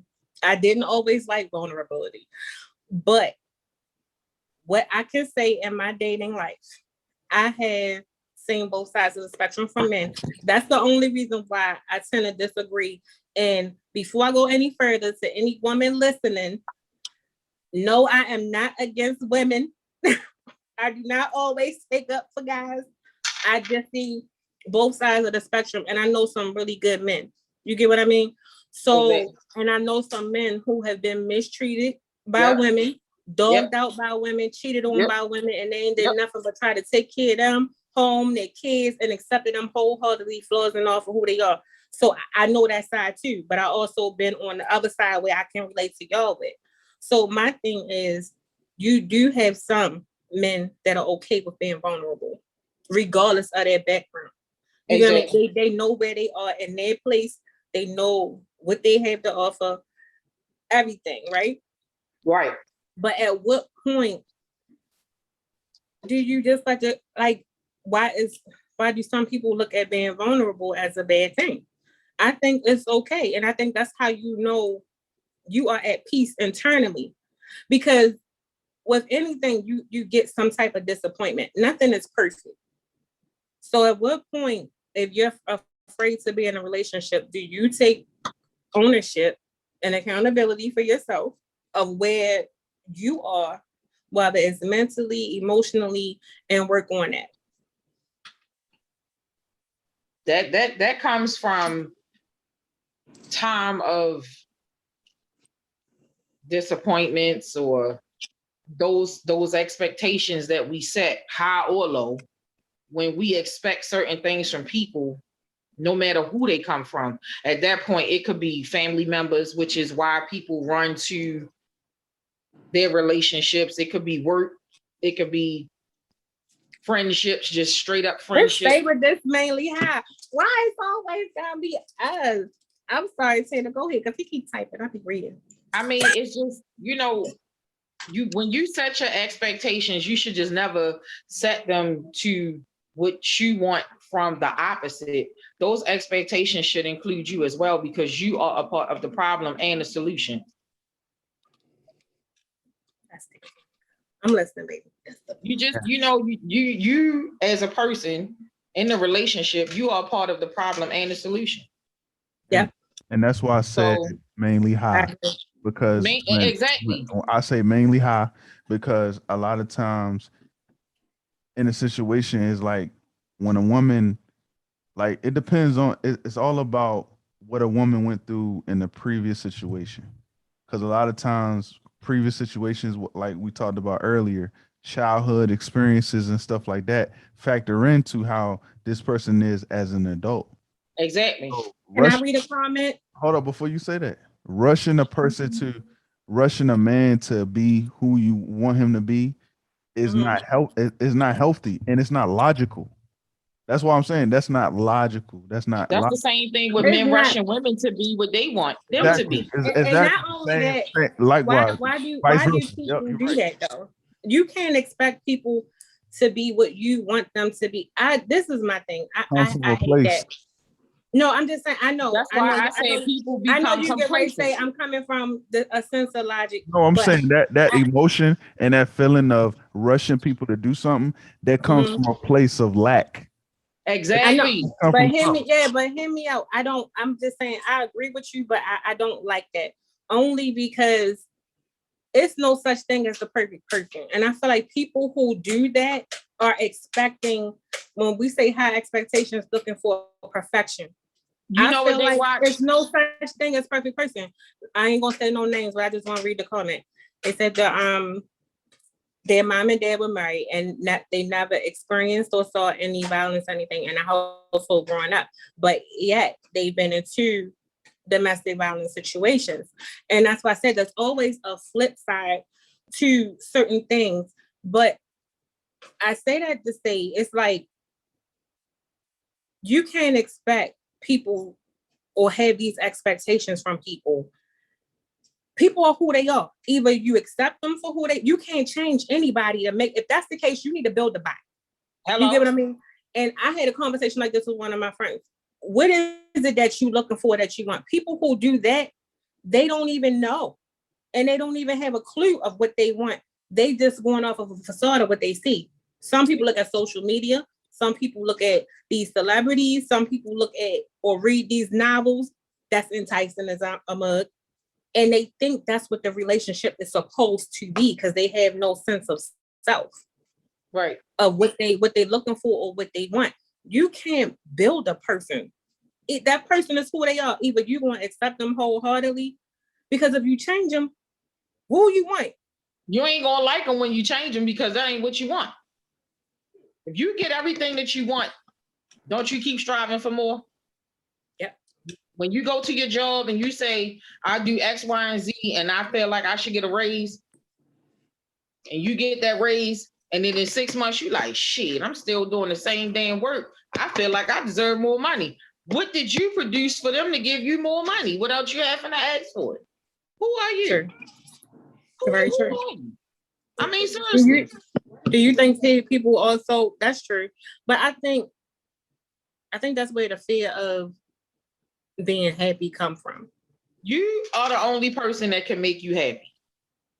So if you go to work every day and you go to the grocery store and you come home and you cook your meal and you sit down at the table and you say, God damn, this meal was good as I don't know what. You're the only person that made you happy. Now, if you decide to bring somebody else in that table and you cook that same meal and they feel the same way, then maybe y'all got something you can work on. But if you bring that person to the table and they're like, I don't eat Brussels sprouts, I don't like that broccoli, I don't like this, then you already know you need to reevaluate the whole situation. I mean, come on, it don't take a rocket scientist. The first time you sleep with somebody, you know instantaneously if you gonna like that person or not. The first phone conversation, you know if you gonna like that person. If you smoke cigarettes and they smoke Black and Milds and you think they stink, you like, oh, I ain't with that shit. Okay, so I think let me ask this. I like where that's going. When people fear happiness, I had a conversation I have a bunch of conversations, as y'all can see. You and I be thinking, because you know. So it's like if a person has been hurt, and we always talk about past relationships sometimes can influence our future relationships. So if you've been hurt and you don't want to be hurt and you block off a certain thing. So do you think that person is afraid that they may really meet someone that they can be happy with? Yep. Yeah, absolutely. They're afraid that Rich. They're afraid even if they meet that right person. Did I say? No. They're afraid even if they meet that right person that they're gonna do something to sabotage it, or it's just can't. In your mind, you be saying, "Oh my God, this really can't be real. This can't be right." You something wrong. Then you go foxing. Now you looking at cell phones. Now you looking at like social media. Now but before they even had social media, the only thing you could rely on was what you saw or what somebody told you. Repeat the question. Huh? No. Repeat the question. Oh, you make me nervous when you start asking questions, Rich, but go ahead, continue. I said repeat the question. What I said. Yeah. Oh. What I said was when people, let's say if you dealt with somebody and you've been hurt repeatedly, right? You're a good guy, you've been hurt repeatedly. So you blocked off yourself from becoming attached, right? Right. Would you feel like you fear even meeting somebody and being happy, whereas though even if that person makes you happy or not, you wouldn't pursue it because that fear is sitting right there. Like fear of being happy prevents people from being in a relationship, because you can have somebody that meet all of your qualifications, everything. No, I wouldn't fear it. But I would be. I do with me. It's like I don't hold anybody to the standard that I hold anybody else that I've previously dealt with. Exactly. Like, I give you all the opportunity to prove yourself who you are. So you're starting off fresh with me. So you're starting off with a clean slate. So it's up to you to determine what I decide to do with you. If you decide to be untrustworthy, then I move a certain kind of way. So it's all up to you. I mirror your actions. Oh no, what I'm saying. Okay, all right. Let me rephrase. I like that. That's what. Yeah, I do too. So let me rephrase for all of y'all, Tina, Tajah, and Rich. So we've been talking about hurts and all of that stuff, and pursuing a relationship. Let's say you have been hurt. Like you were willing to give your all to, people over the course of time. And you was like, F this. I'm sick of this shit. I'm not going through none of this. Nobody's hurting me ever again. And then let's say you do meet somebody. Same question as prior. But you kind of got a wall up. But this person is completely accepting and vulnerable. And is like, you in pretty much. You get what I'm saying? But if you're guarded and that's your fear, and do you feel like your past could block your future happiness, or that could be, or meeting that person that was designed for you? You can block your past to go further with your future. That's a choice.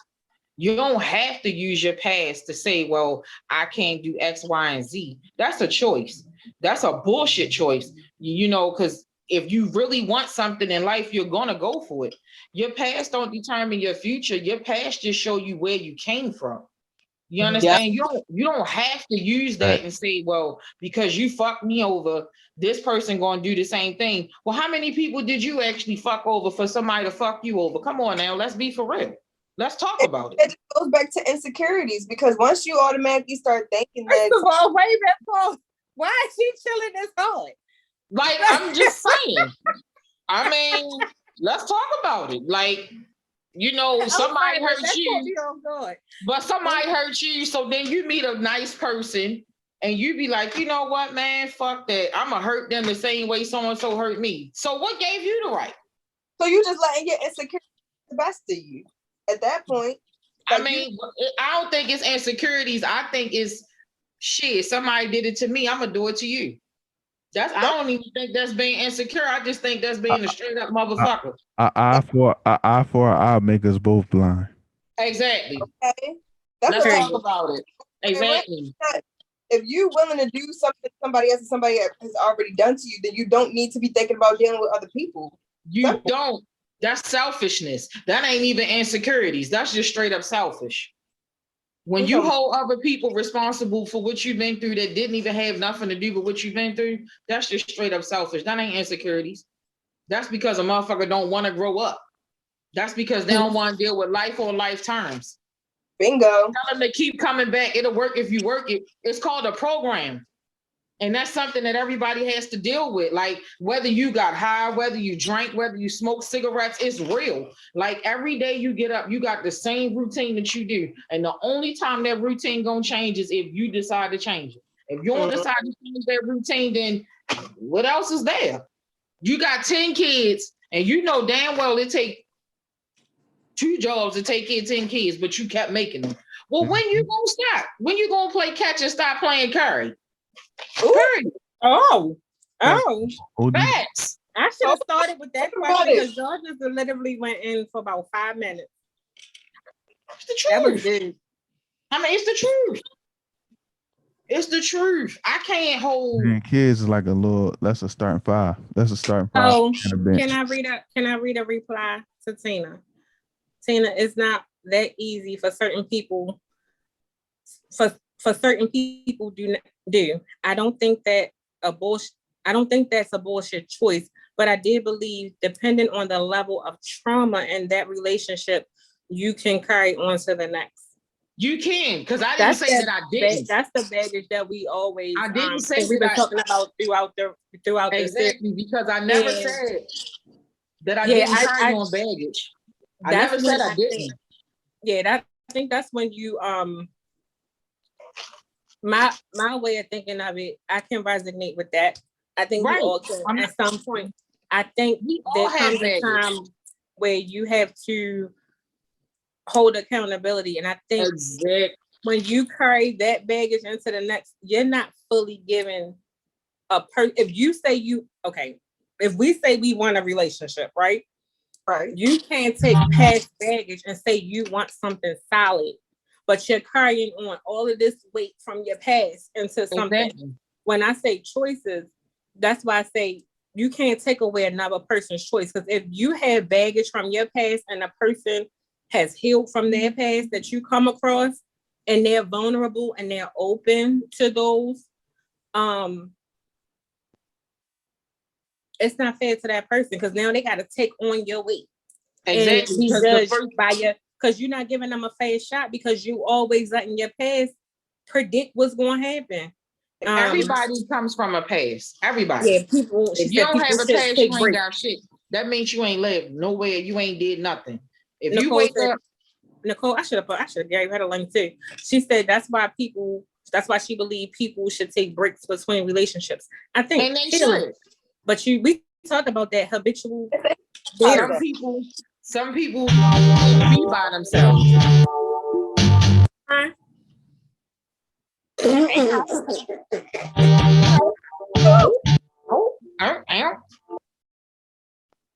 You good over there? Oh wow, that's rich. But I do think some people can't be by themselves. You ever met those people? I'm sure we know some that can't be alone. Why y'all keep putting Tiffany did this to me last week and said, I do not know French. Is a people in this world that cannot. And that ain't what y'all say. Y'all like, we know stuff. I'm like, who the people is, Fred? I mean, I'm pretty sure in your whole 40 plus years, you have ran across 25. I'm sorry, 25. Oh, because I'm 44, honey. I'm loving it. Then she put a plus. Ain't that many pluses? Right. It might not what? Plus. I'm just saying, like, we all know people who can't be by themselves. You like, well, you got out of one relationship, and I could probably speak for myself because maybe I needed time from a 15-year relationship and all the bullshit that we went through. I'm not going to say what he put me through. I'm going to say what we went through, because if I didn't put up with it, then it wouldn't be so forth and the third. It wouldn't be a conversation. But some people get out of one relationship and damn, you look up 2 weeks later after they got a busted eye and some stitches and now they got a whole fiance. It's like, God damn, who the fuck is that? Where they come from? Like, how we get that close? Like, that's serious. Like, I'm just saying. It's I don't know. Got like 5 minutes. Come on, boo. Right. Before we do this, because I think she want to call in real quick. Next week, to whoever is listening, 7 minutes. I'm sorry, I got 7 minutes, Nicole. I'm gonna give you 5, but I'm gonna do this in less than 2. Next, I put the number out. 410-598-4242. How that popped up on my phone and I didn't even know how to call them. So again, 410-598-4242. Next week, come on, Nicole, 410-598-4242. And whoever else wants to chime in. Next week, I'm going to do a Q&A. It can be on the series. It could be whatever you guys want to know about anything. Any question you want to ask me, any question you want to know about anybody that's been on the show, about anything I've talked about, anything you want me to talk about, please give me that input. I welcome it. Again, this series came from a slew of things, but of course, you know, nobody wants to openly, publicly get on here and talk about it. So y'all left me to do the dirty work. Which is fine. I'm on here and I ain't ashamed because we all done been through some things. You gonna be back. I got you. We done been through some things. Because I ain't get the 44 in 10 days by not going through nothing. Oh my God, hello, come on in the room. Come on in the room. You 10 days. 44. Come on. I know you Let's talk about it. I ain't that old. You ain't gotta be that old, but I'm that wise. Come on, let's talk about it. Come on. Come on up in here. Yes. Come on up in here. Come on in the room. I got something I need to say. 1 second. Hey, Pooh. Hello. Hi, y'all. Can y'all hear me? Yeah, I can hear you. Go. What you got? Welcome. Oh, thank you very much. Oh my goodness, my comments were so delayed. But yeah, anyway, I was trying to say in the first place, the topic that Jay said something about earlier, you definitely needed that should be a topic. But I was saying to Tina, sometimes it's trauma. That's why I believe you should have breaks in between, especially long-term relationships. Right. I believe you should have breaks in between because you can carry that over. I agree. But it's up to you to let that make or break your life. Exactly. Because you have to keep living. Mm-hmm. I agree. Wait a minute. Rich said, what's your thought? Oh, Lord Jesus. Rich, can we go back to the polygamy? That polygamy. Rich said, yes. What's your thoughts on polygamy? Let's talk about it. Polygamy? Now, can we talk about polyamory now? I could be the woman with the 2 boyfriends. They can't all live with me, though. Let's talk about it. I ain't doing none of that because I ain't sharing. No. I'm not sharing. Let's talk about it. But, I mean, listen. Is that what Jay was talking about? You know what's crazy? I've been presented with like a guy actually has asked me to be a part of like a polygamy. Like he I don't was want to talk about that. What you had said, Nicole? What you had said, Nicole? But how do you feel about polygamy? Because we ain't listening to Tajah talk about her invite to a polygamist. But in my marriage, that's what it was because he was a Muslim. You was in a concubine? Sometimes, again, I will say, and I'm going to say it again for those who didn't hear me when I said it the first time.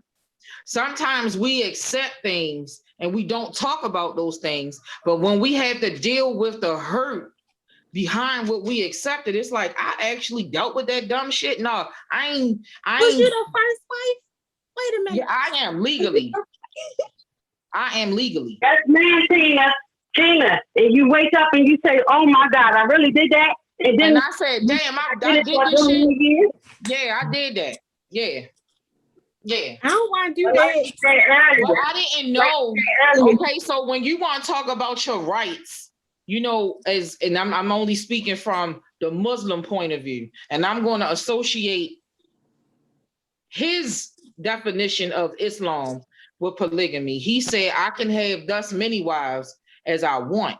That's not the case, because I didn't even know about the second one until somebody on the street came and told me.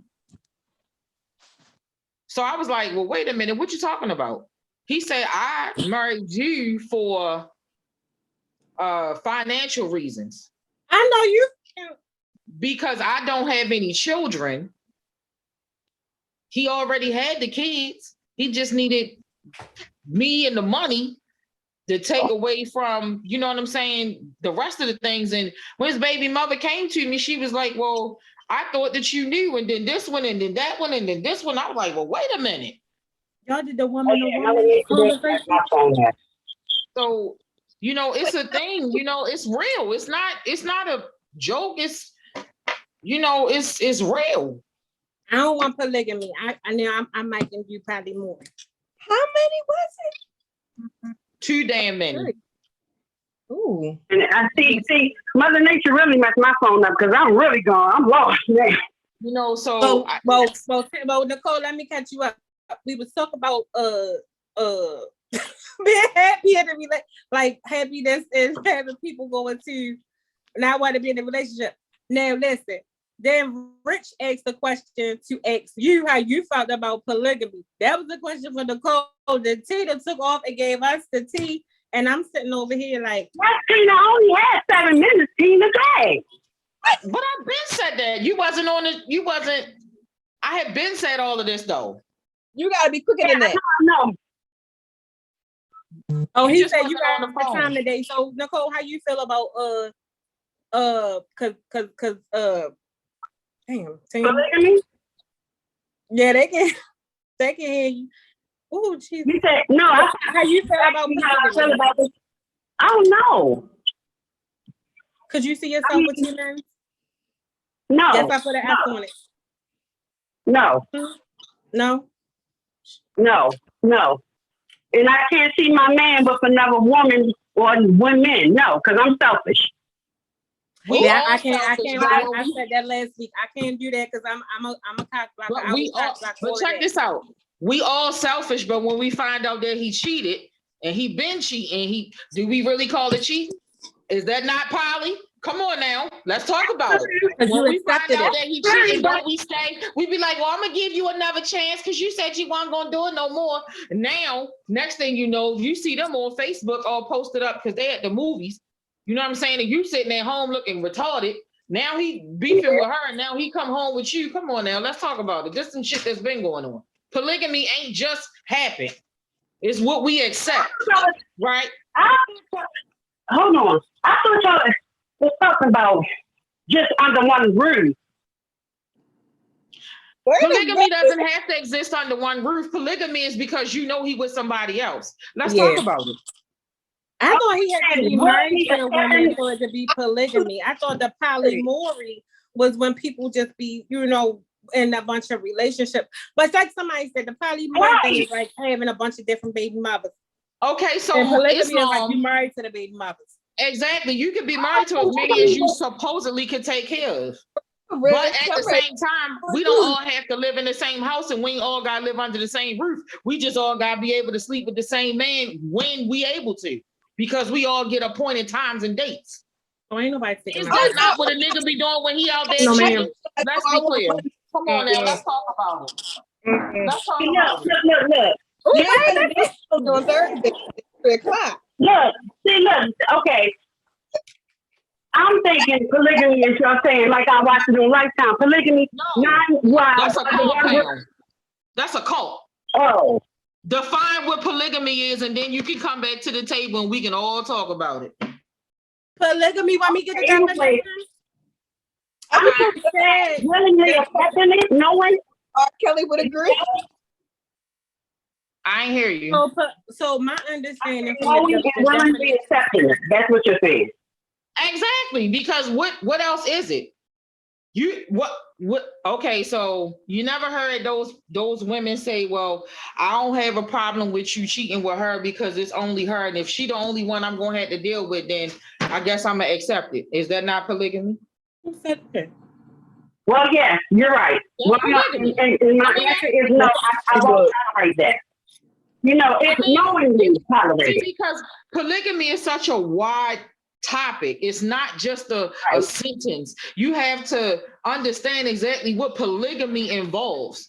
You understand what I'm saying? So explain to us the breakdown, because I was a little lost. I heard I had some of the just, but then the swingers got into it because when you got swingers in a relationship, you could have a couple who is actually married and they love each other, but they also like bringing other people into the room because of their excitement level, you know. But then when that one person steps out and don't tell you, and they keep doing it without you, is that not polygamy? That's cheating. That's cheating. That's cheating. And polygamy, cheating, whoever, whatever it is. That's no, the ma'am, same I don't thing. consent to that. That's cheating. How many men do you actually know really? Let me tell you something. Let me tell you something. But you still stay. But you still stay. Who? Not today. But you still stay. Not today. I won't. You may not, but there's people who really stay. Pause on that one, because like I said last week when we talked about polyamory and polygamy and swinging. Now I don't want to be married with a hoe because I don't want to be in the house. I don't want to see it, right?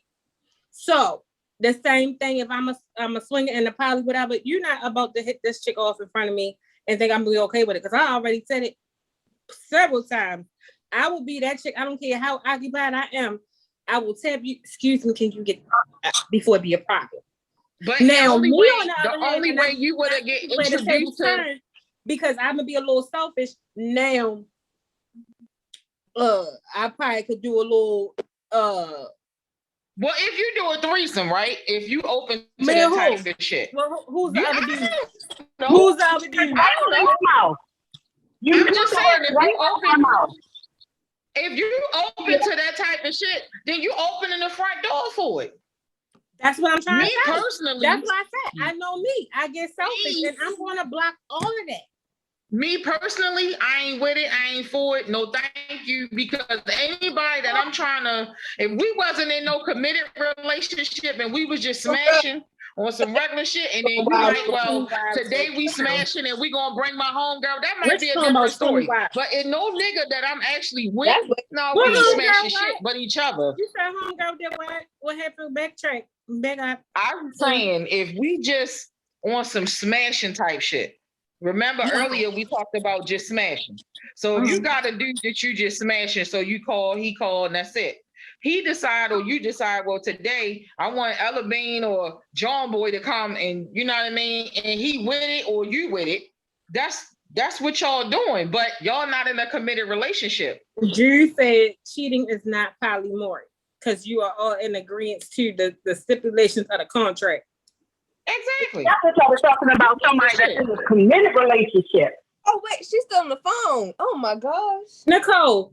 So yeah, that's the thing. So if you are committed into your relationship, and let's say you are being vulnerable and open, right?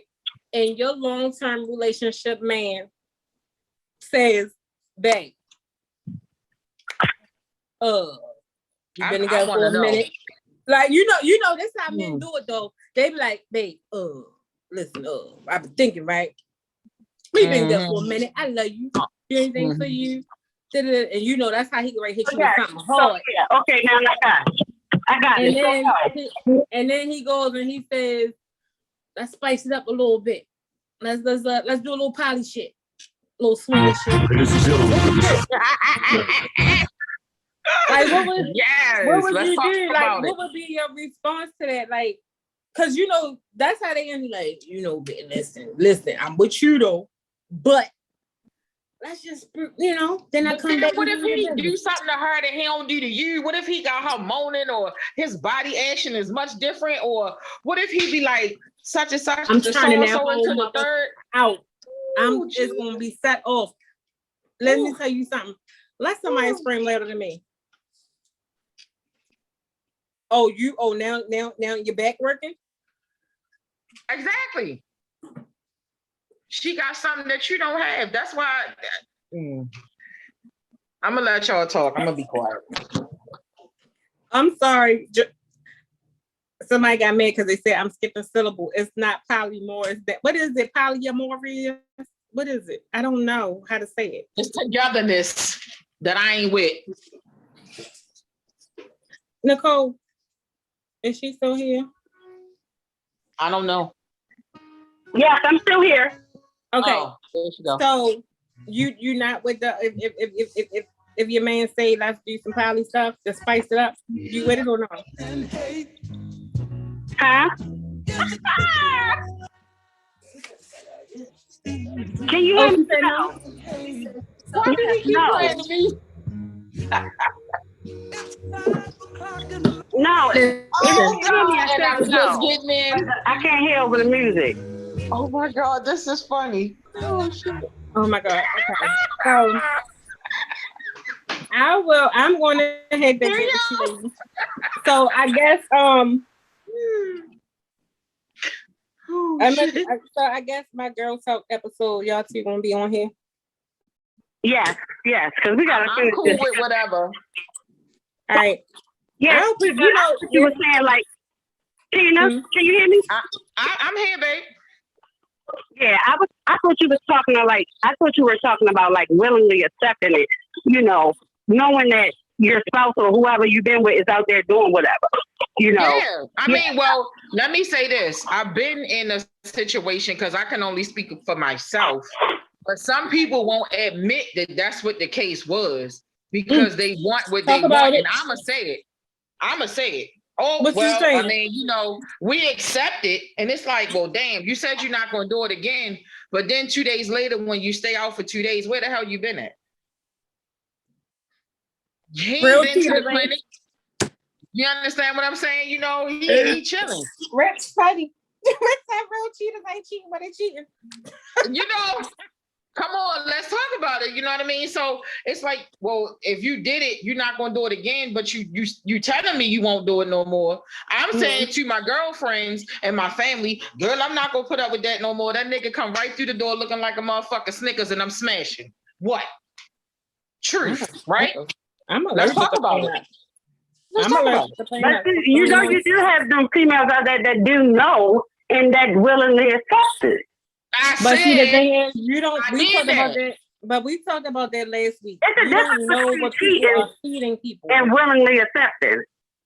Well, how do people cheat and then end up with 2 baby mothers, but you still end up with him, and you know he done went out there and made another baby because you accepted it? Right. See, exactly. See all of that? No, I'm not doing that. No. Pause. Let me clarify something. We talked about this last week with me and Tiff and Tajah. There are times where you don't know what that other person is feeding the other person, right? That is true. So, yeah, because listen, you have situations where people will keep the two separate, and then by the time you find out about that person, you might be like 3 babies in, a car payment, and some other stuff. And we gonna all be a happy family because you gonna keep paying my bills and you gonna keep doing what you're doing for her, and you're not gonna mess up my rotation until I get what I need. That doesn't mean the other person knew about you, is what I'm saying. Yo could have been on his, or she could have been on his A game. Because a lot of times you can't trust the families neither. It's called digmatized. No, it's not even. Yeah. I mean, that's one thing. It could be. It could be a dope dick. But hear me out. At the same time, you have situations where you cannot trust the family because you have some family members that will lie, go with the narrative. So knowing the whole time when you dip, shorty coming through the back end, and then now you sitting up here thinking that's your dude, but it's not. So on that note, I can't. Wait a minute. What if shorty coming through the back door? You sitting there and they say, "Oh no, that's my niece, or that's cousin so and so and such and such," and then you find out that they ain't really related, that they are actual couple, and all these years y'all been dealing with each other back and forth. Then what? Now let's talk about that.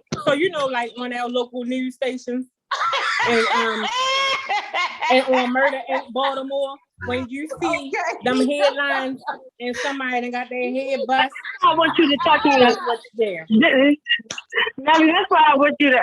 That's why I can't wait for that Wednesday. Yeah. Because I can't stand it.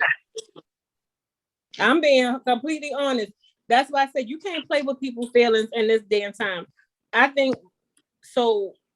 We're talking about the fair relationship and some great, amazing things were brought up tonight about why people have fears, why people do certain things that they do, and I think all of these contribute to those things. Everybody may not agree. Everybody may not accept it. Everybody have a different logic. Everybody have a different way of how they live, how they do different things. But that's what makes the world go around. Everything ain't for everybody. You got to find out what works for you, how you maneuver, how you do different things. But I think the one thing we need to take out of it is how people judge people for how they choose to live their life. How I live my life may not be for you.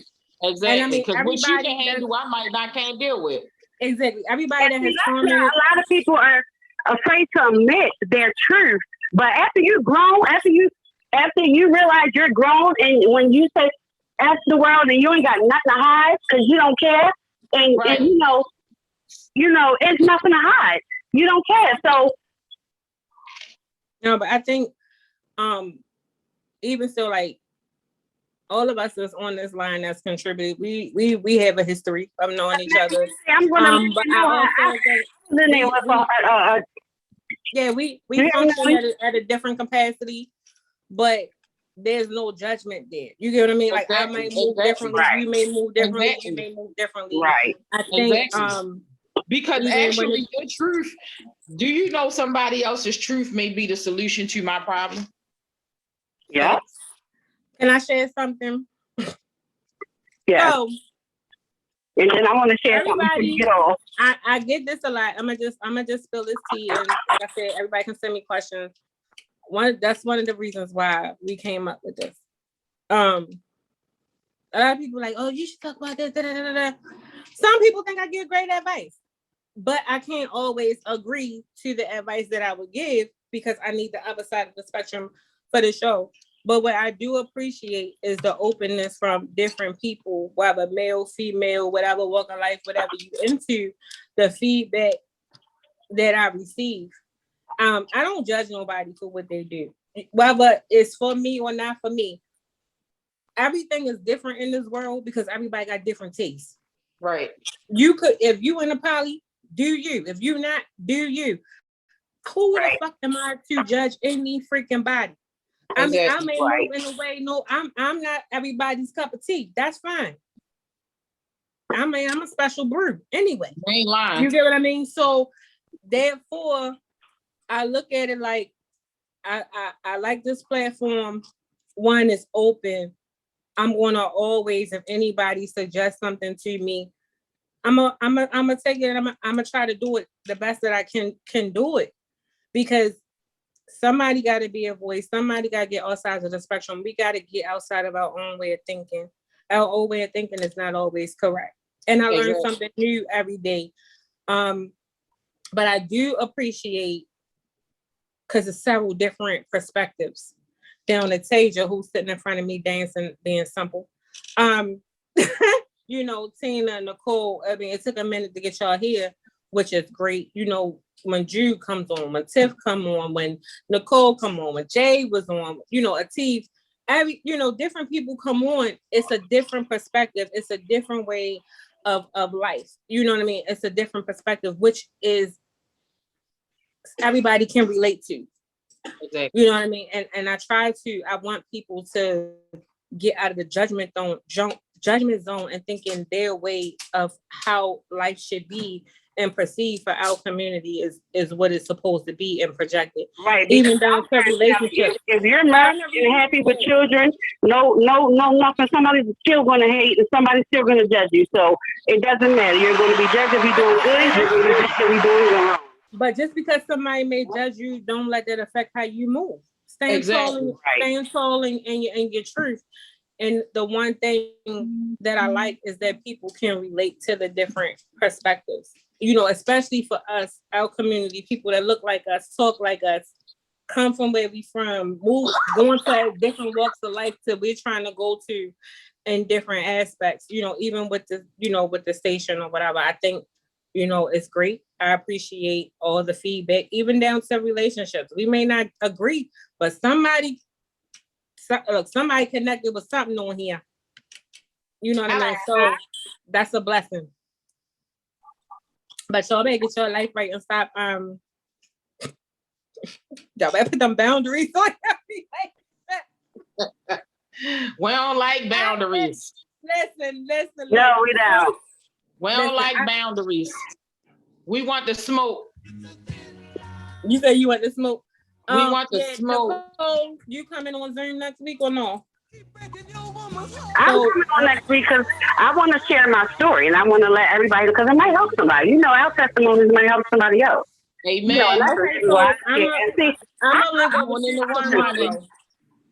So I'm gonna talk to you more about that tomorrow. Okay. We can definitely do that. Yeah, I was gonna talk to you anyway.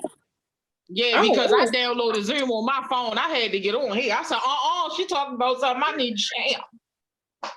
And look, me too. Look, tell a friend. I'm making my fried potatoes and onions and everything. I said, this ain't working. I can't keep on typing and trying to cook too. Oh, we still live. We still live. We went a little. What do you say? We still live, y'all, on air. Oh, okay. So, but I definitely it's a lot of great stories in the community, especially when it comes to, I think, what we experience in our communities internally, externally affects our relationships, our friendships, whether it's who we, deal with, who we friends with, who we socialize with, who we do business with. All of those things play a part in our fears, our upbringings, how we move through life, our communities. But we got to keep it a buck and try to improve it. So I think one thing I pride myself on talking about is communication. So even with that said, but everything that we talked about, how do y'all think? We got 8 minutes. So I'm gonna give y'all 4 pieces before we end it, because we went over, because it got really, really juicy, really, really good. What do you think would improve at anything that we talked about tonight? Who gonna go first? Nicole can go first. Say that again, Nelly. Yeah, because we always try to give a somewhat of a resolve or a logical, because I'm always the voice of reason. Because I'm being Alvania, I'm fixing your life. All right, Ayana. I said Alvania. Ayana, fix my life. Alvania, fix my life. So listen, I'll go first. 8 minutes now.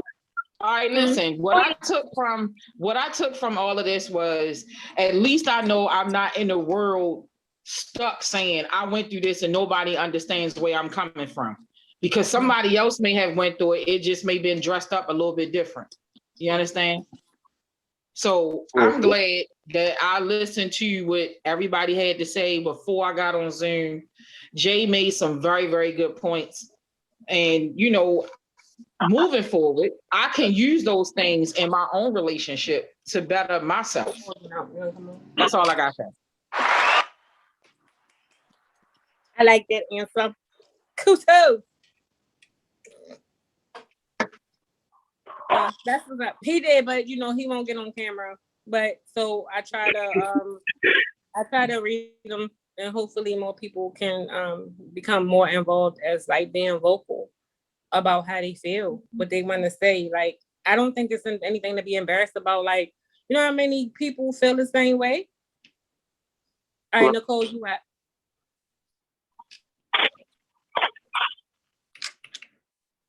Nicole. Yes. All right, you at? Can you repeat the question? You know I smoke. I'm Bob Marley. How do you feel we can move like far as forward? Everything that we talked about, what would be a positive thing, whether it's communication, ownership, anything or words of encouragement that you can give somebody? Yeah, I mean, you can live your life, and I've learned through experience.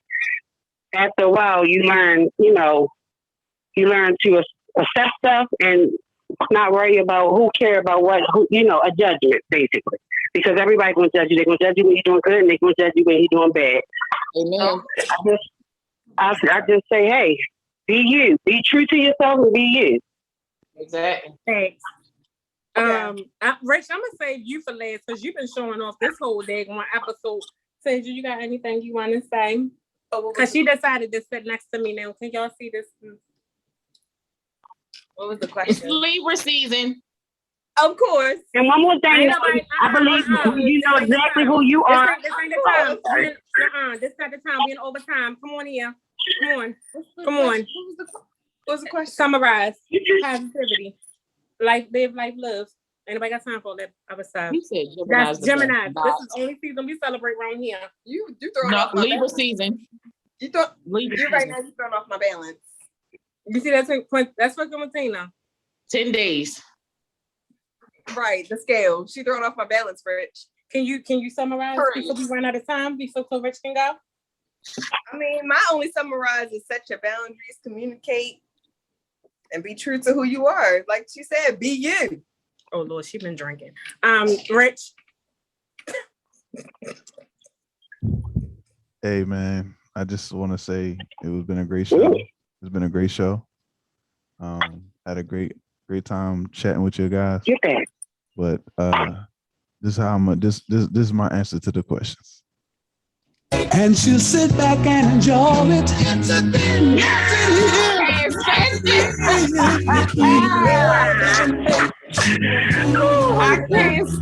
it.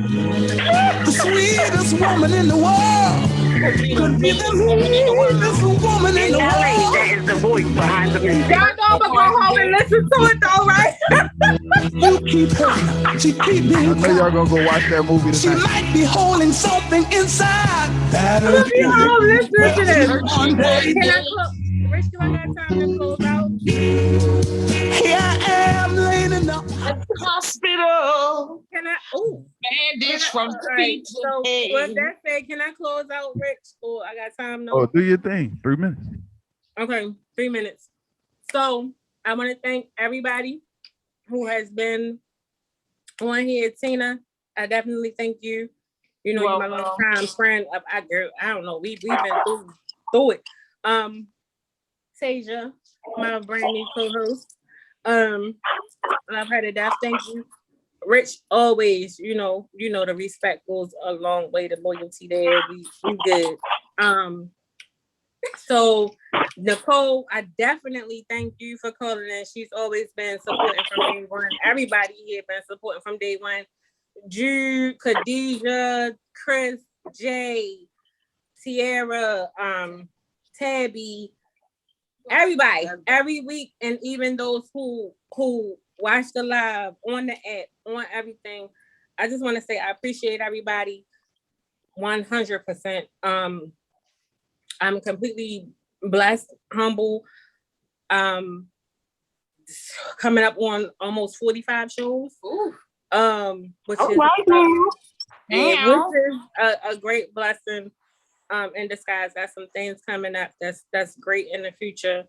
One thing I will say is I want everybody to stand tall in who they are. If you know that you have some type of issue, some type of thing going on internally, it's okay to work on you. never let people judge you, say anything negative about you because of who you are. Stand tall in who you are. If you're different, own that. If you move different, own that. If you like something different, own that. That's what makes us unique. That's what makes us powerful. We're not all supposed to like and move in the same direction. You know, if you move where the wind blows, you're gonna be placed There you go. somewhere, you know, somewhere you don't want to be. So move to the home beat of your dream. You know, find your own footing. Be great, no matter what your friendships, relationships, anything like that. When it comes to this relationship thing, all I can say is choose wisely, be you, be honest, be upfront. Don't get your windows bust or your car key. Yeah. Then line between love and hate.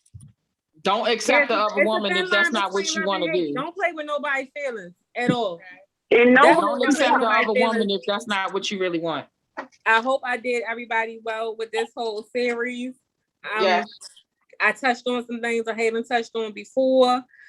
The next series, I don't know what it's going to be, but again, you can follow me, Kazual Konvo Coco, on Instagram, at Goofy on Instagram, it's Tajah's Tina Chocolate somebody. Simply Chocolate. Hershey's Chocolate Pudding. Hershey's Chocolate. I don't know what Nicole is on Instagram, but on Instagram, but you Black know. Beauty. Oh, Black Beauty. I'm sorry. But please, again, follow Ham Radio on Instagram, Facebook.